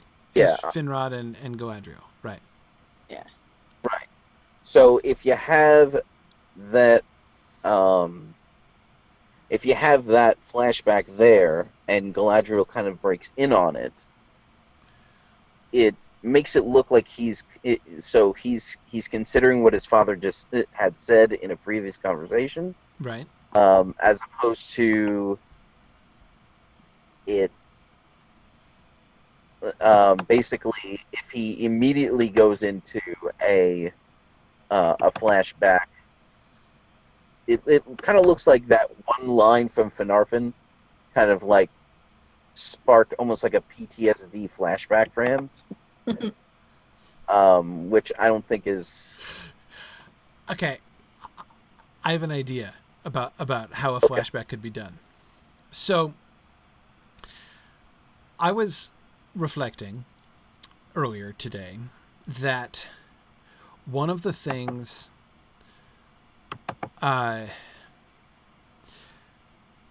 the subject of ways in which elves are different from men, right? And sort of assumptions that we can't make that normally you wouldn't think twice about, right, when making the story, but because we're trying to show the difference of elves, we can't assume. And I was realizing that something that we haven't really spent any time with talking about is the sleep question. Right. Right? That elves not not sleeping. And there have been several times, you guys will remember times when I have tripped up and been like, okay, so that night they do this, right?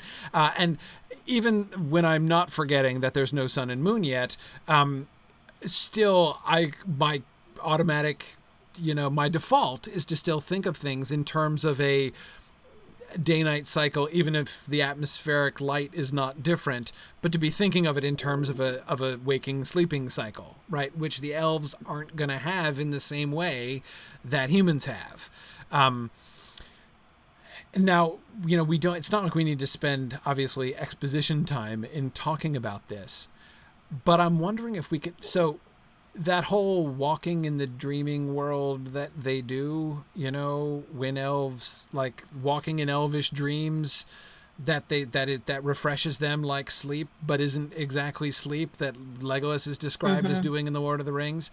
What if Turgon is doing that, right? If in his dream, if he is walking in elvish dreams, and of course, what's he going to be doing walking in elvish dreams? He's going to be, walking and like revisiting the moment of departure from his beloved, from Amarie back in Valinor. So he could be, so Galadriel could be like waking him up essentially, right? So he's having this sort of waking dream thing.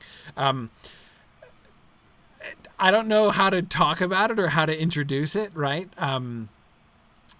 Because it's a kind of thing that's going to make sense to people who know Tolkien really well. Like they'll know what we're trying to do if we depict that. But to people who don't, it's just going to look weird. They're going to think he's on drugs or something, No, I mean, you can give Galadriel a line like that would have been in a human situation. Oh, did I wake you? Right. But instead she can say like, oh, were you wandering in memories? Or, right. whatever it were is you dreaming, we want to say for as simple as that. Yeah. So like we can convey to the audience what's going on, I think, through dialogue there. Yeah.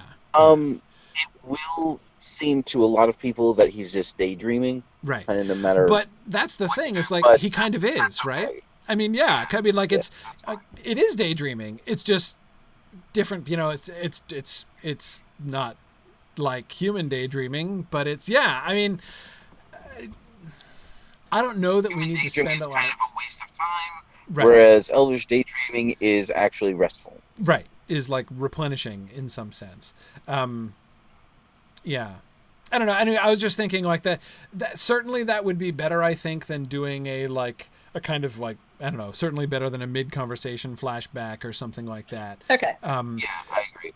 But anyway, so I just happen to be thinking about the whole walking in dreams and memories thing, reflection that we hadn't done anything like that. So, so we can do it here. We can do it here. There we go.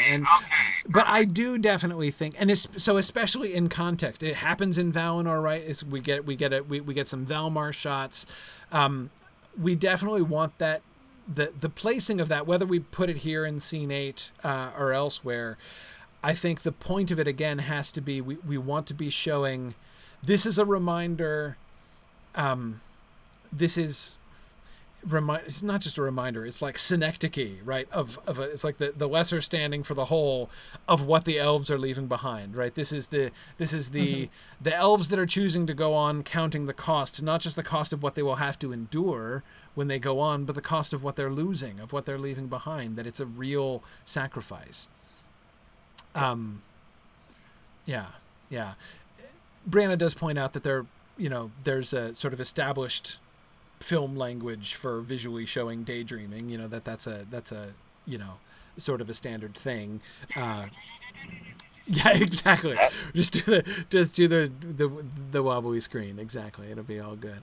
But no, I agree. So I think that could work well. And I agree, Marie, just a line or so from Galadriel can help to contextualize that this is a normal thing. And she could even mention like disturbing his rest, right?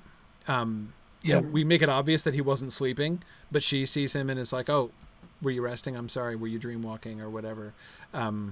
Dream walking was Hakon's suggestion for the word that she could use. But anyway, yeah. So showing but we wouldn't want to make it too long, right? We don't need a whole conversation with her, like a whole. Just their final conversation, their final goodbye to each other. Their final goodbye, yeah.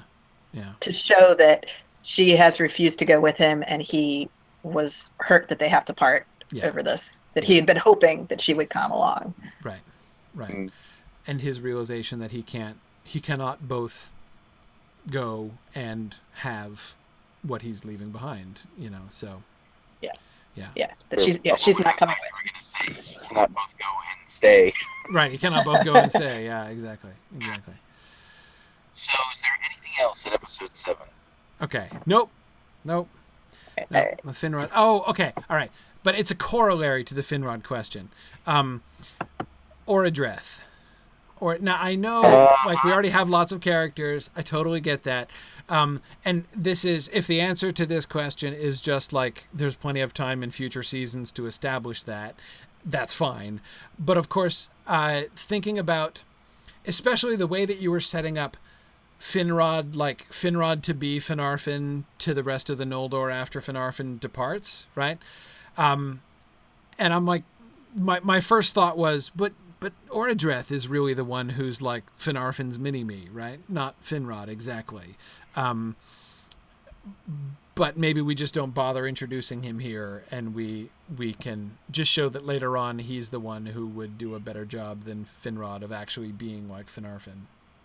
As a question, are you considering Orodreth as Finarfin's youngest son, or are you considering him as Angrad's son? Yes. Because I was trying to avert this. No, it's a great question. I mean, it's like the great Gilgalad question to come, right? Yes, but not for today. Which we are not talking about today. I've specifically been avoiding dealing with Orodreth until this situation was dealt with.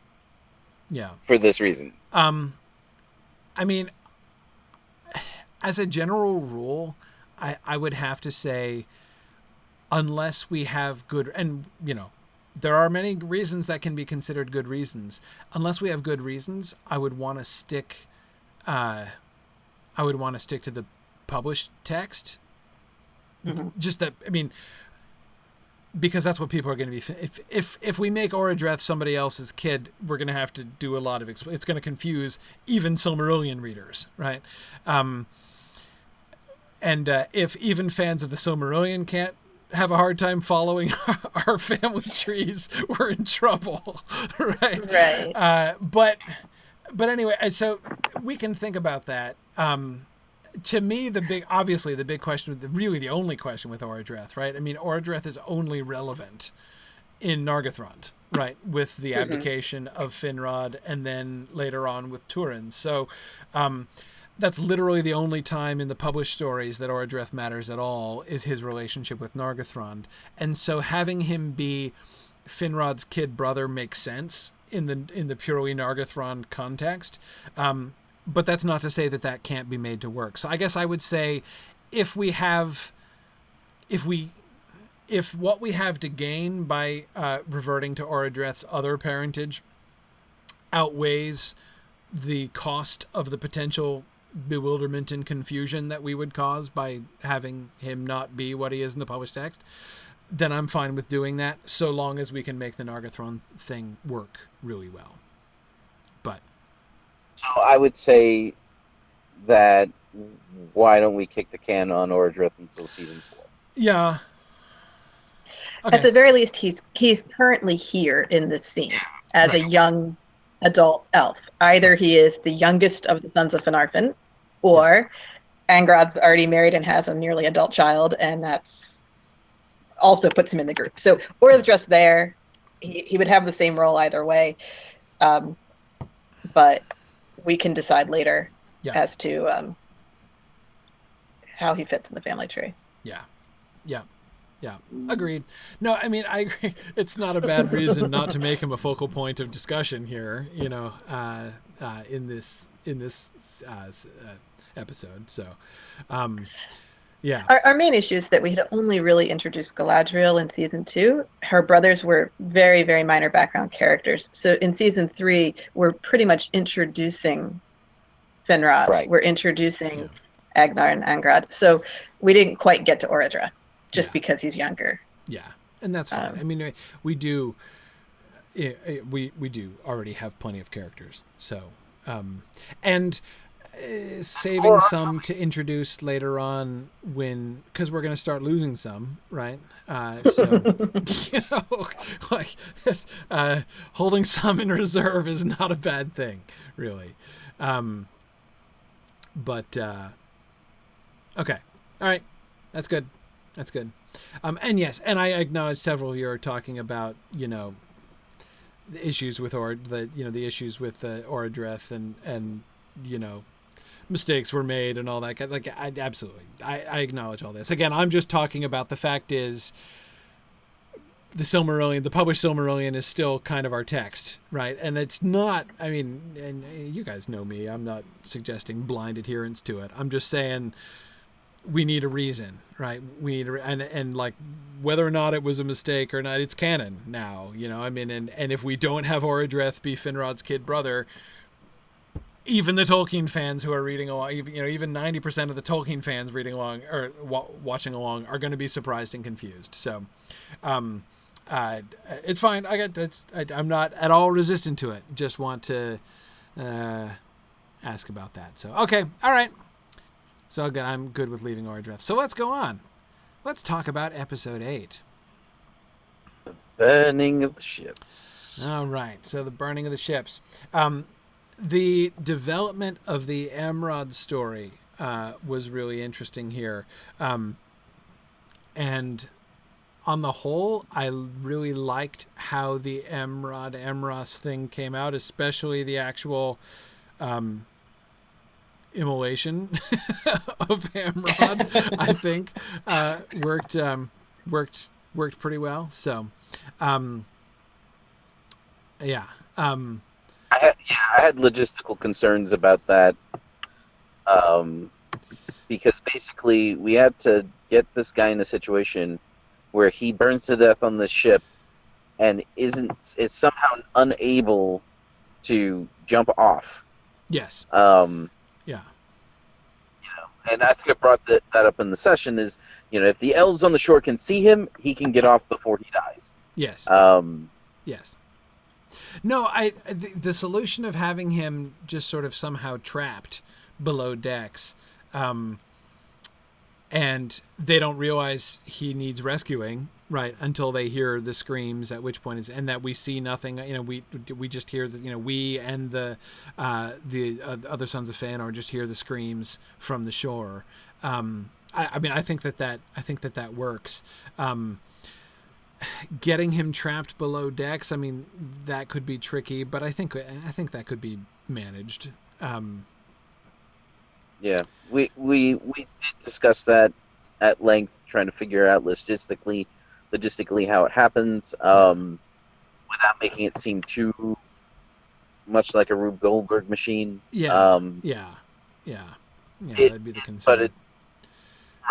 So I mean, there are things that can be done. There's plenty of ways that a ship can be damaged in such a way that can happen.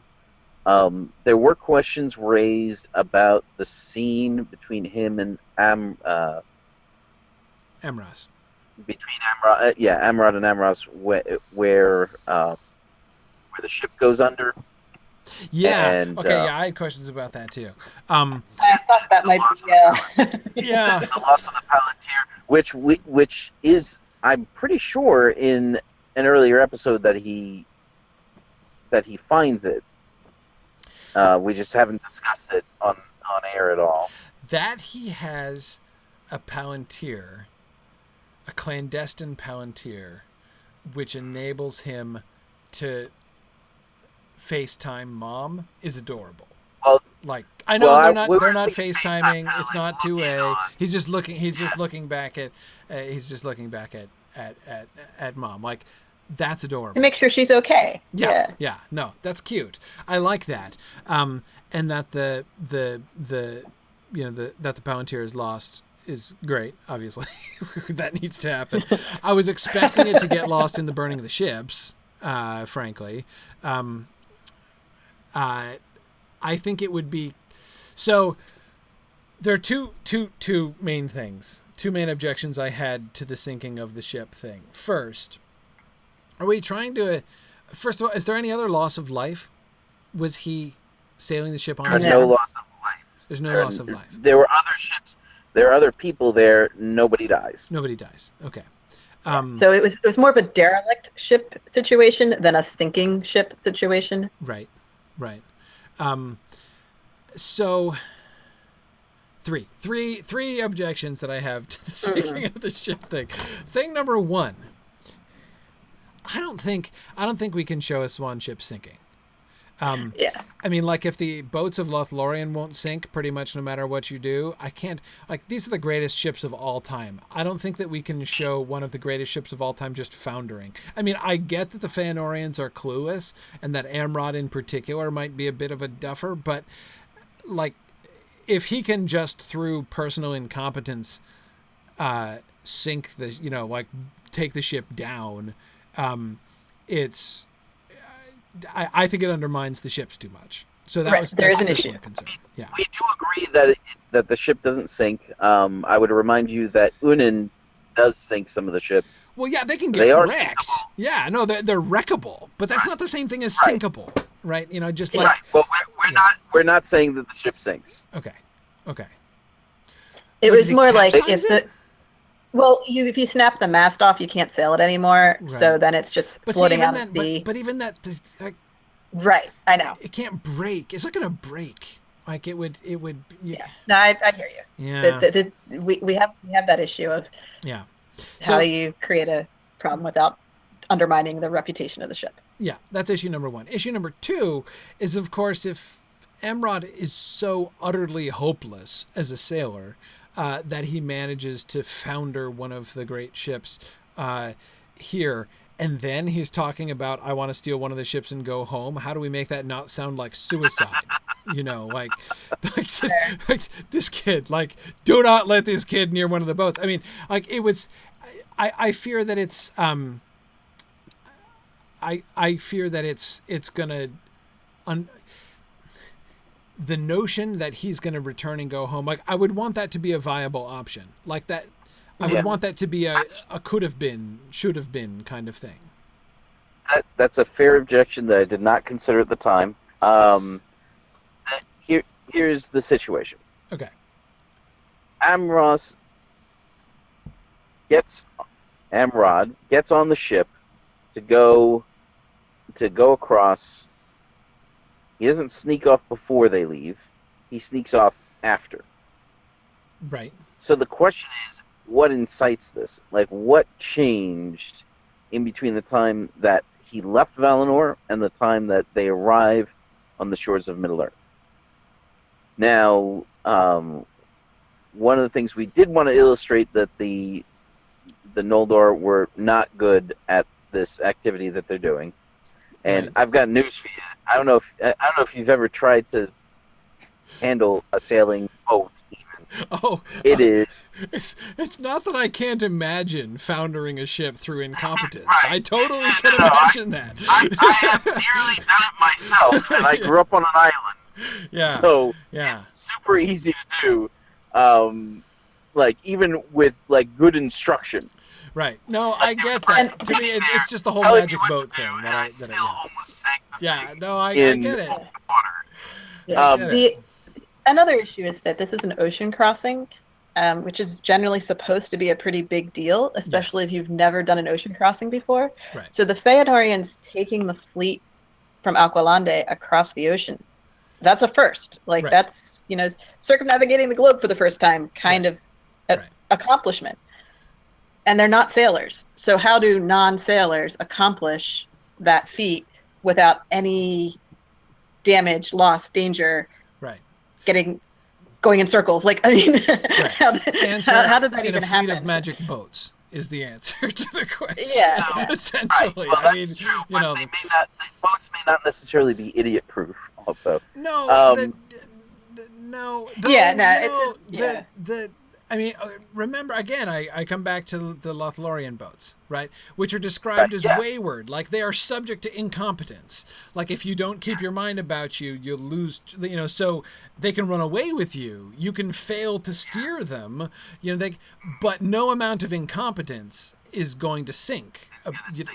You're going to be fine in one of the boats of Lothlorien. And I would think that if the riverboats of Lothlorien work like that, then the greatest ships of all time would probably be in the same kind of position, unless wrecked by Uinen.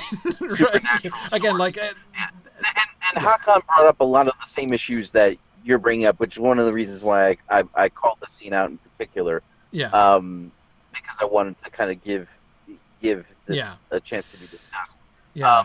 The other issue was that if we were going to do the whole Palantir thing, we needed to lose it in a way that doesn't look dumb. Right.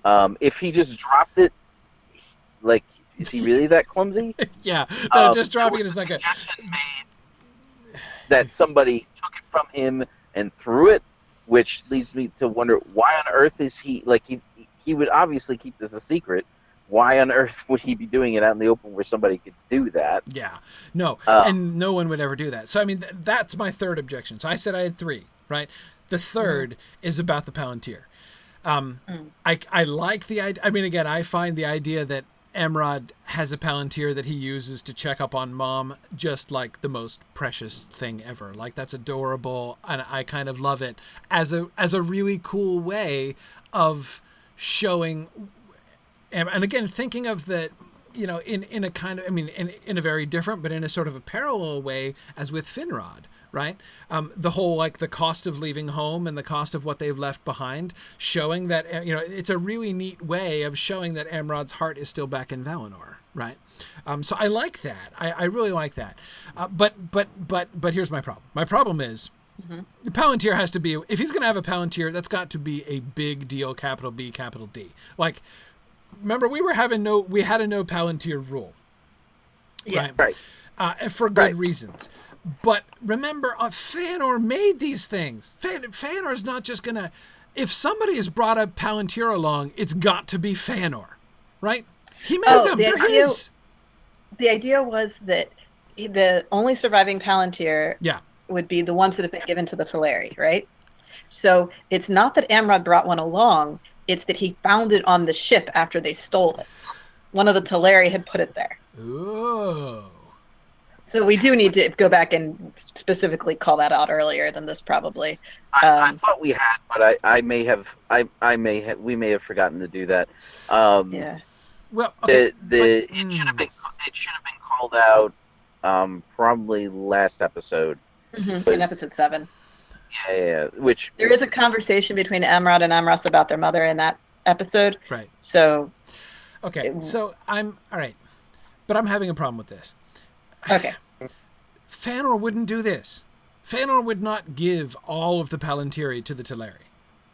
He might give them Palantiri. Oh no, he kept a bunch in Forminos, but then Melkor destroyed them all. Okay. But how is there a Palantir, one of his Palantiri, on the ships that his fleet has been sailing and he has not taken custody of it? That wouldn't happen. Because Amrod found it. Amrod found it and immediately. Yes. This is a Bilbo and the Arkenstone situation. Okay, as long as that's explicitly true, because I'm thinking like I can't reconcile the idea of like Fëanor would care a lot if one of his Palantiri were around, and Amrod hanging on to it to check up on Mom would not be like, he would claim that for himself and he would want to use it. So. Which is the reason why somebody's not going to grab it from Amrod and throw it in the water, because that's really dumb. Yeah, no, oh my goodness. Like, this is anything that Fëanor made himself is a huge deal to Fëanor, right? And to his, so yeah, no, agreed. So the Palantir has to be, okay, so my problems with the Palantir were chiefly like that it has to be viewed as a really big deal. It has to be, which means its finding has to be really significant. I'm totally cool with an Arkenstone situation. If he finds it, if Amrod gets on a ship back in like episode 2, right?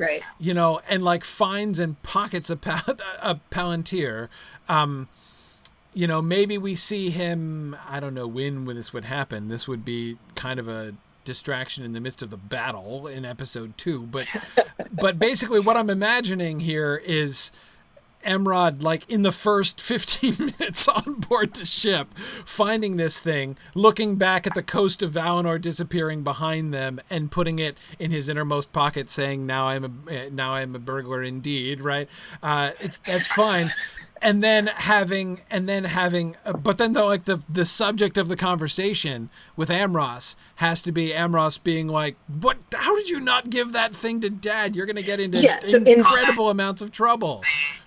In this episode is the first time anyone else finds out about it, and it's Amros who discovers the secret Palantir. Right, and he's got to he's got to be all about like, you better give this to Dad, or like you're gonna like, he's gonna nail you to something. This is a big deal. You can't hide this. He would not approve. And so that can be all kind of rolled into, and also, but I like the Arkenstone thing because it shows. The Arkenstone parallel, because it shows him already, like, from a very early stage going against the will of Feanor, like not being in step with the will of Feanor. And so the whole "I want to go back to mommy now" doesn't come out of nowhere with Amrod, which is good. As far as, Nick, what you were saying before about like, why now? Why does he choose to go now? That, I think, makes a certain amount of psychological sense, right? I mean, they've crossed the ocean. They've landed in Middle-earth. Like, this is getting real now. Right, it's about to start. It's time to go attack Morgoth now. Like he's crossed the line. I mean, they're on a new continent now, and now he has officially left Valinor behind. Before, they were still on the coast, right? And maybe he can say to Amros that he had been hoping that his dad wasn't going to go through with it, right? He had been hoping that his father, like that Amrod agrees with Finarfin ultimately. That they should go back, and that his dad is crazy to keep going. But now that they've come all the way over, like now it's like, it's clear, like it's just, like I said, it's gotten real now. And he's like, okay, no, this is, I can't continue. I can't go through with this. I need to go back. Now that I've officially left, I now realize, like, I can't do this. I have to go home. So you would prefer to have Amrod and Amros on the same ship through the whole journey, and this just comes out over the course of a sea journey with no ship disasters. Because I think that the in a sense, to me, like the finding of the Palantir, again, big deal. The Palantir is a big deal, right? So if we're gonna make a big deal out of the Palantir, besides which, the other thing with the whole sea disaster is that it. Like, I get the idea of wanting to show that the Feanorians are incompetent sailors, but if we make Amrod in particular the incompetent sailors, and not like the spokesperson, like the poster child of incompetence, right? Not only do we undermine the idea of his successfully being able to sail home, but we also, I think we kind of undermine skill ranks to the professional seamanship. Exactly right. Yeah, he levels up over the course of the trip, so that he's better. No, I get what you're saying, and have the Palantir. I mean, the Palantir can't be destroyed by fire. No, but it can be lost. Yeah. I mean, I guess if it's just in the Firth of Drengus, they might dive for it, right? So. Well, I mean, unless Amros never says, "Hey, by the way, he had a Palantir. Maybe we should go check for it." Right. It's quite believable under those circumstances that he wouldn't. Yeah, Amros is thinking of other things at the time than, like, can we save Dad's Palantir? Right. Yeah. No. Exactly. The fact that Amros isn't going to bring it up right away, and it's not going to be his like, so my brother is dead. But anyway, quick, let's dredge the bay for the Palantir. Yeah. Yeah. Yeah.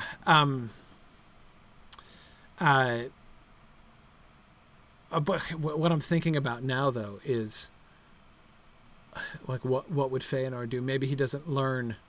Well, because he never has to find out about it. Yeah. Yeah, Feanor never knew, and Amros is certainly not going to tell him. And so Amros will just leave it. Yeah.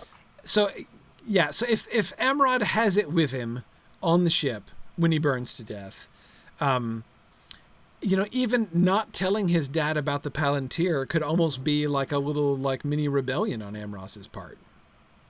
Right? Yeah. I mean, it's hard because he has nobody to talk to about that. So, we can't really show him thinking that through. Hakon is concerned. could He say- doesn't want to just leave it behind. He says, maybe Kierden has to find it or something later on. I don't know. He can't because then he doesn't. I think we could He leave can't because, Kieran can't find it because if he finds Amrod's body, it kind of gives stuff away to him that we don't want to give away right off. A and B, then we have a Palantir in Middle Earth, which we don't want. Right. It's going to be hard enough once the Dunedain have it. Yeah, I mean, there's the one that gets sunk in the Ice Bay of Orakel, and it's the same idea. Like, everyone knows it's there, but you can't recover it. It's gone. Right. So, like, even if, sure, Amros knows that this was here, it's still lost. It's still gone. And no one's ever going to bring it up again, so, like, meh, it's gone. It's gone. Yeah, it's just gone. Yeah. It's just gone, and then, of course, like, then the world is broken, and then it's fine. Really gone. It's Yeah. super gone then. Yeah, no, I have no problem. I'm not worried about that. I mean, Hakon, I can see that you're concerned about, like, the lost, like, a loose end of the lost Palantir. I kind of like it, actually, the loose end. There's a lot of kind of tantalizing what if stories about that, right? Which is cool.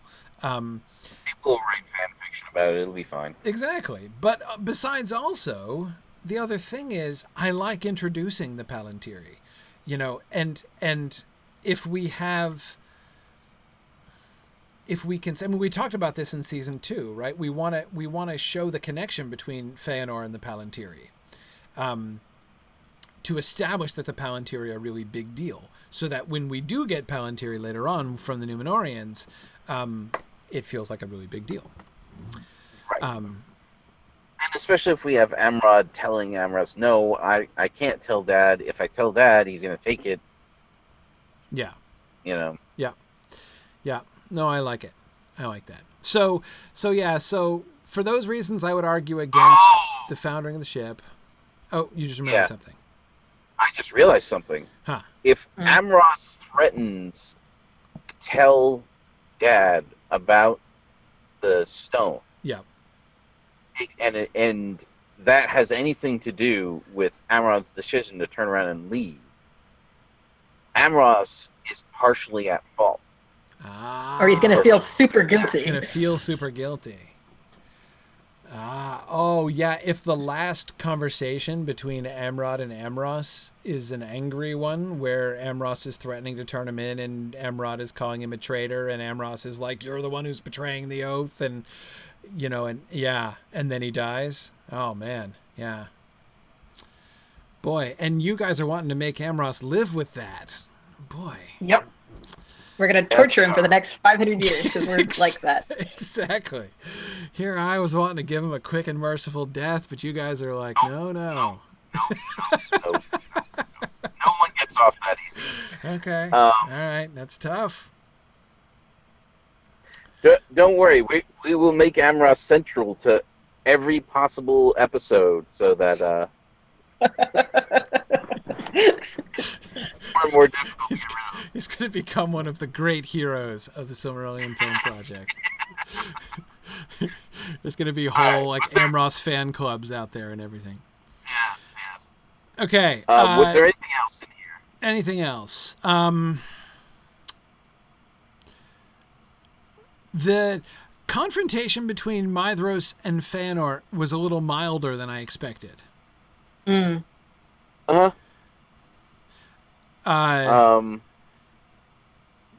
Maybe I just read over it too quickly or something. We might not have put much in there to... We didn't put a lot of specificity in how that's going to go down. Like, we didn't give it actual lines other than Feanor's craziness. Right, right. And it's true. So I think that's all it is. The text only says that he stood aside. So it doesn't have to be necessarily a big confrontation. Right. But we want to make sure that we don't get him killed. Yeah, we don't want to get him killed. But you guys did have Feanor cross with him afterwards. Like, Yes. Mithros was like big time in the doghouse after this scene. So my inspiration for how we handled him in this was actually based on Jim Jones of Jonestown and his son, who did Okay. survive the massacre of all the people there, and which I realize is super depressing. And I'm sorry to bring up real life, but Hey, it's a Silmarillion show. It's fine. yeah, the reality was that the eldest son of Jim Jones, who was part of the People's Temple cult, Yeah. often would stand up and publicly argue with his father in meetings, and very few other people in the group ever did that because it was a cult of personality around the leader. Right. So he got away with it. The son was he was like an 18-year-old boy at the time, so he just, angry young man, argued against his dad publicly, and he considered himself to be opposing his father. Realistically, he wasn't making any difference in what actually happened, but he perceived himself as being the voice of reason or someone who could control where things went. So Mithros here thinks he's standing up to his dad and thinks he's changing something, and in reality, everything's going to happen exactly the way Feanor set it out. Right. Yeah. So it was more of an ineffective attempt at speaking out rather than an act of rebellion. Right. Right. Yeah, I definitely agree. We don't want to elevate it to rebellion, something that Feanor would feel he has to actively punish, essentially. But to show that like a visible schism, not just one internal within Mithros, but a visible to others schism opening between Mithros and Feanor seems appropriate here, especially then with Amros becoming also, and the whole Amrod's death issue. One of the things that I really like most about killing Amrod here is that is the way in which it, I think, very effectively catapults the Feanorians into chaos, essentially, and sort of shows the rocky position that they're in, Because you have Amros outright, calling out his father. You have, a couple of the brothers grabbing him to restrain him. Mm-hmm. You have Mithros coming in to aid him, to stop them. So there's like all these moving parts now, right? Where there used to be almost this cohesive. Yes. Yeah. No, I agree. There's a lot of really good, productive, sort of not just development of individual characters, but development of group dynamics here, so that the Feanorians are very distinctly not simply a kind of extension of Feanor himself, right? This kind of united front. By the way, a small point, but an important dramatic moment. Your question about the possibility of using some kind of accelerant in burning the ships, I agree that if you just shoot flaming arrows onto ships, they're going to take a long time to start burning, which again, in the context of Amrod getting burned alive inside, is a little bit, not to mention the fact that it's not very dramatic to be like shooting fire and then standing there being like, wait for it, hang on, 15, 20 minutes, they'll start burning like crazy. You just wait and see, right? Like that. Once that pitch takes, yep. Yeah, exactly. Any second now, the sail will go up and you'll really see something, right? I agree that that would be anticlimactic. My thought, though, is that I don't think we need to get over mechanical about that. In fact, the way that I would kind of picture the scene is we show the arrows arcing out, and we don't need to show them like whomping into flame like they're coated in gasoline necessarily, right? I mean, we can show the flames kind of beginning, but once the flames start, the arrows can catch in some of the sails and things, which would go up relatively quickly to start off. But I'm just kind of imagining the camera shot showing Feanor with the ships in the background. I love the Ted Naismith burning of the ships image. It's one of my favorites of all of Ted Naismith's paintings, and he has Feanor standing there with his arms up, holding his staff up in the air, almost like Moses, but like backwards. Anyway, I love the shot of Feanor there with his arms up as and so I was kind of picturing that, essentially, imagining Feanor, standing there as the ships have been lit, standing there with his hands up saying, "Burn, burn," and then the flames leaping, with even like the implication that his own will is feeding the flames, that there is something, that there is like elf magic that is happening here, that Feanor, the spirit of fire, is himself inspiring the flames that are burning the ships. I like that in a couple ways. First of all, like, I don't want to lose the fact that, like, these are the great high elves of old we're talking about here. They can do stuff, like there's, and even if we're not showing elf magic, of the kind that Gandalf used to show, we don't have to back away from the fact that they have power. Like, they can make stuff happen. And with Feanor, what makes more sense, right, than inspiring flame? He's the spirit of fire. He's the spirit of fire, right? Not to mention the fact that I also like that linking it to his own personal will and power also just seems to fit thematically. Like, it makes the burning of the ships a more personal act. It's like Feanor personally has burned the ships, right, through his own will. It's not just that he was the one who made the call, right? It's like he personally is burning down the ships, and that seems to me to really fit that moment. So yeah, so the accelerant is the will of Feanor. That's yeah. Ericab in the Twitch chat says he sang of flames, of fire red, and tongues of flame there blazed. Exactly. Yep. That's it. Okay.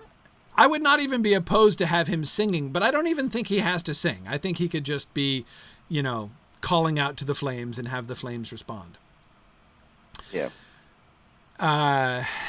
Okay. And I love the ending. Celeborn and Círdan, and Círdan's statement that, only the enemy would do such a thing, such evil could only be done, by the enemy. I love that as the end of the episode. That's really, really cool. And, we can leave more conversation of theirs for later. Yeah. Later times. Yeah. Yeah, no, especially since they don't actually do all that much, so having them comment on things sparingly is good. That's good. Yeah. Yeah, great. And I like the debates. I thought that the balance of the debates as you guys were doing, like among the Fingolfin's crowd, right, and Turgon's vision, I thought that worked really well. I was happy with the debates over there and the decision to. I mean, of course, I know the main decision to go is going to be in the next episode, but I liked it in general. I thought that worked well. Good, yeah. Any other last thoughts or questions on episode 8?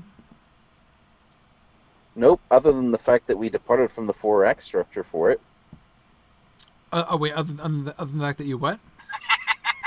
We departed from the 4X structure for this one. It was impossible to make it. It was completely untenable when we were trying to work it out. Yeah. So there's a long second act to get us through the long sea journey. Right. And then everything else breaks down in the third act. Yeah. Yeah. I see. Right. Okay. Not that it's a little bit of drama nerdery there, but Yeah. And, oh, by the way, I really like this point in the frame about, like, how important it is that Estelle not reveal his mother's name. Yeah, that's important. That's important. Oh, yeah, sorry. Okay, one more question. Why does Estelle ditch Hamilcar?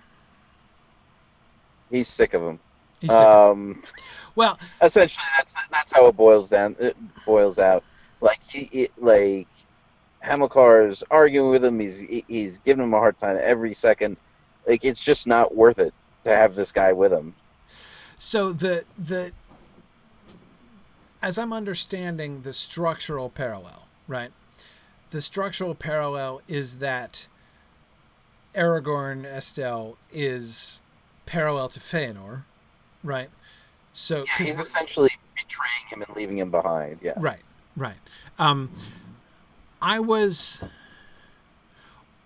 wanting to think of ways we could make that parallel stronger.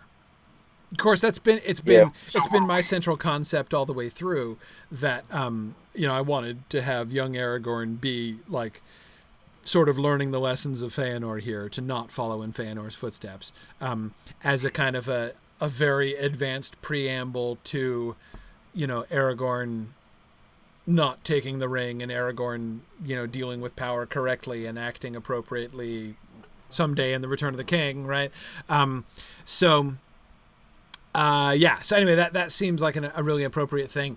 So let's think about how we can strengthen this a little bit. What does this mean about, so I want to think about, I think that it could be strengthened both by clarifying Estelle's motivations and viewpoint a little bit more, and maybe altering the circumstances. The main thing I had with him just leaving it behind is that,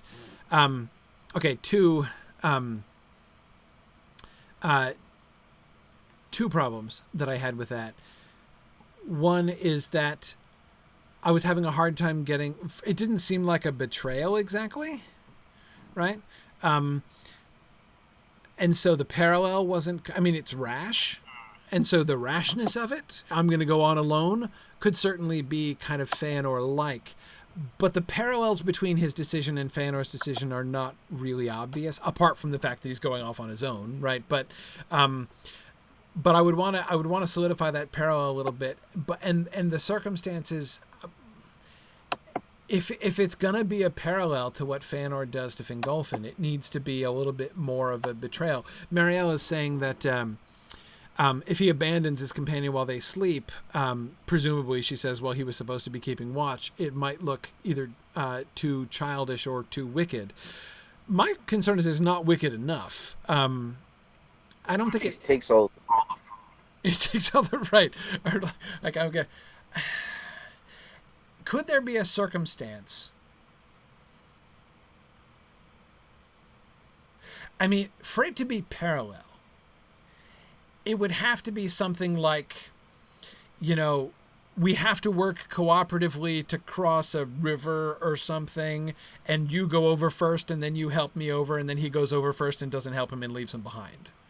Like that would be a rope swing. Yeah, exactly. I'm not going to throw the rope back to you.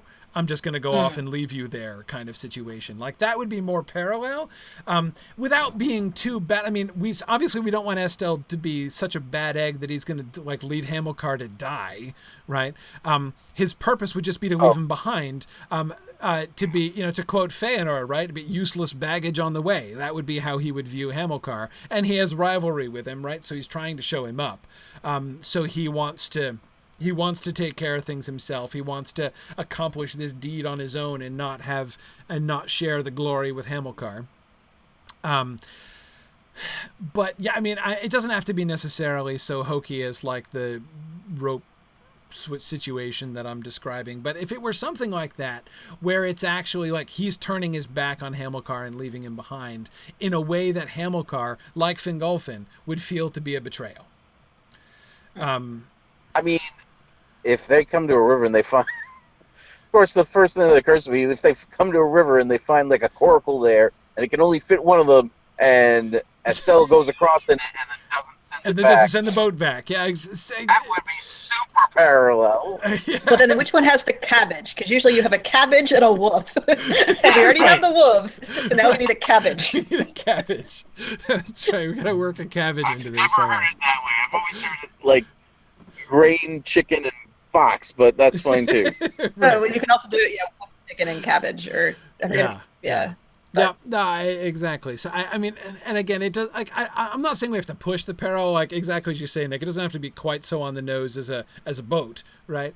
But some kind of, if they could be in some kind of like obstacle that they have to. Hakon is remembering the scene in the Raiders of the Lost Ark where Indy gets Yeah. But again, not like I'm abandoning you to die. Like again, it can't be that bad. Obviously, it's just a. Like if they come you can't to like go on from here. You will like I am leaving you in a place where I know you are now going to have to turn back and go back to the camp and achieve no glory, and I will go on my own. If there's like a short-ish cliff face and Hamilcar lifts him up to get up to the top, and Estelle's supposed to turn around and give him a hand up, and he doesn't. Something like that could also work. Yeah. It's very tangled. It's a little tangled, yeah. And obviously it takes more time to establish, but... No, I meant like the movie Tangled. Oh, it's more like Tangled. Okay, right. I see. Gotcha. Which I have to confess I haven't seen. It's on my list of Disney movies that I have to catch up on. A consequence of You have two sons. a consequence of having only boys. I was just about to say. I just saw Frozen for the first time like 6 months ago. So I mean, like that's. Yeah, I I have boys. imagine that's in my future. I many imagine it times. is. Having seen it in the last 6 months, I imagine it's in your future too. But anyway, so something like this. Because here's the other thing. There's the other reason the other problem I had with the situation of him just leaving him when he's asleep. Why does Hamilcar go home? He'd follow him, surely, right? If he just wakes up and Estelle's gone, he wouldn't just be like, "Whoa, I'm going to go back to the camp now," right? I mean, he would be like doubly motivated to catch up to Estelle and show him up. I think that it might be kind of a like, fine, I'll leave you to die in the woods by yourself, like, because Hamilcar doesn't think that Estelle is capable. Right. Well, I mean, I could see that, but it's if Hamilcar's the person I take him for, his desire would be to show up Estelle, not simply to leave him to die. I mean, I could imagine him being okay, like shedding no tears over Estelle if he died, but I would think he would be double motivated to go on rather than to turn back. Yeah. I feel like we have a kind of lack of conflict because people are just not with each other anymore. So we probably need to put something in to show the moment of fine, we'll go our separate ways. Well, a little bit that's more. that's kind of one of the reasons why why the taking of all the food occurred to me, because then Hamilcar legitimately, like, he could continue, he could hunt for himself maybe, but he's not going to be very effective as a wolf hunter at that point. Though I'm not sure that this is a sufficiently long-term issue for lack of food to determine it. Again, if Hamilcar's the strapping, brave, kind of boneheaded young lad I take him for, I don't even think lack of food is going to stop him. You know, he would be more likely to be like, I will, persevere fasting and find food in the wilderness. His way over there, yeah. So I can't. But again, if there were some physical obstacle that couldn't that he couldn't cross, such that he was actually forced to, or even we could even have Hamilcar overtaken soon after. So like he's trapped on the near side of whatever obstacle it is that Estelle has crossed with his help, and that Estelle has not offered his help to cross, and soon after that he is overtaken by Eladon Elrohir and Halberan, maybe, right? Okay. So Hamilcar doesn't go back. Hamilcar doesn't go back. He's caught up. They find him. Yeah. Gotcha. Okay. That simplifies that a little bit. And also explains why they find Hamilcar and not Estelle. So then they could, so it doesn't have to be back in the camp. They could then have the conversations that they later have with him about that thing. Yeah. Okay. Apparently we will discuss another time. Yes, we shall. Yes, we shall. For the last 10 minutes, I've been looking at the clock, and I was debating whether or not to bring this up about the frame at all. And then I'm like, we totally don't have time to do another episode anyway, so I'm just going to talk about the frame. Let's go for it. But it's good. It's good. Because I really love the reveal to Hamilcar about who Estelle is and his decision to go on. And I mean, I think that's all really, really good. Not to mention the fact that I loved both ends of the frame for episode 9. Now I'm just going to be looking ahead at the frame of episode 9. But since we're on the subject, I'll just say it. I love both Hamilcar's feeling upset about the fact that his own dad is obviously 10 times more worried about Estelle being lost than him being lost, and him feeling like, okay, no, I really am chopped liver, apparently, right? That you care more about this elf lad, than you care about me. And then having him learn and come to understand why his dad cares so much and why Estelle matters, and have him have his change of heart. So both ends of that, the way in which it both exacerbates Hamilcar's ill will towards Estelle, but then having the reveal, I really like it. So yeah, that came out of the original frame discussion, so that's not us. But yeah, it's awesome. Yeah, cool, good. All right, excellent. Okay, so no problem. 2 was just as good as 4 today, I think. But fortunately, we're set up for being able to finish the last 5 next time, so that'll be good. Yeah. That'll be good. So if we get started on time and stick on topic, we'll be just fine. It seems super likely to me. Both of those things happen all the time. So, okay. So don't forget to visit the casting subforum. And so that's in season 3, right? So you go to the SilmFilm, then to season 3, and then the casting folder, right? Well, it's on the SilmFilm page. It's casting, and then season 3 and then nominations. 3, okay. Season 3 nominations. Right. That's a separate subforum that we just opened today. But yes, it's open, ready for business. Already started. Excellent. Great. So we encourage people to go nominate for. Just real quick, who are some of the big names up there for not actors' names, character names that are up there for the most exciting characters we need to cast this season? Well, all the Princes of the Noldor are up. So that's it. The Beleriand storyline, we have the elves of Doriath, such as Daron, Luthien. Also the dwarves that we've introduced in this season. So we have about five British characters to cast. Yeah. Tilion, the last of the Valinor characters, who just randomly wasn't cast before. Right, because he had no role prior to the moon. Yeah.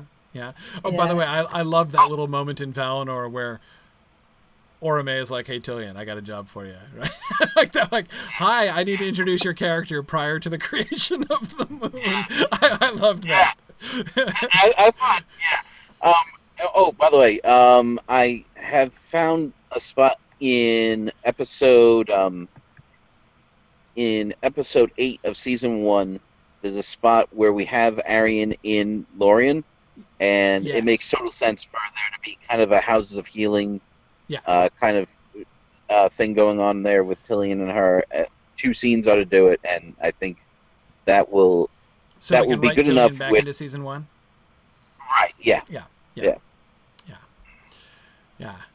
And then so Arian's talking to somebody, and they're like, "Who's that guy behind you?" And she's like, "Oh, he follows me everywhere." Right? Yeah.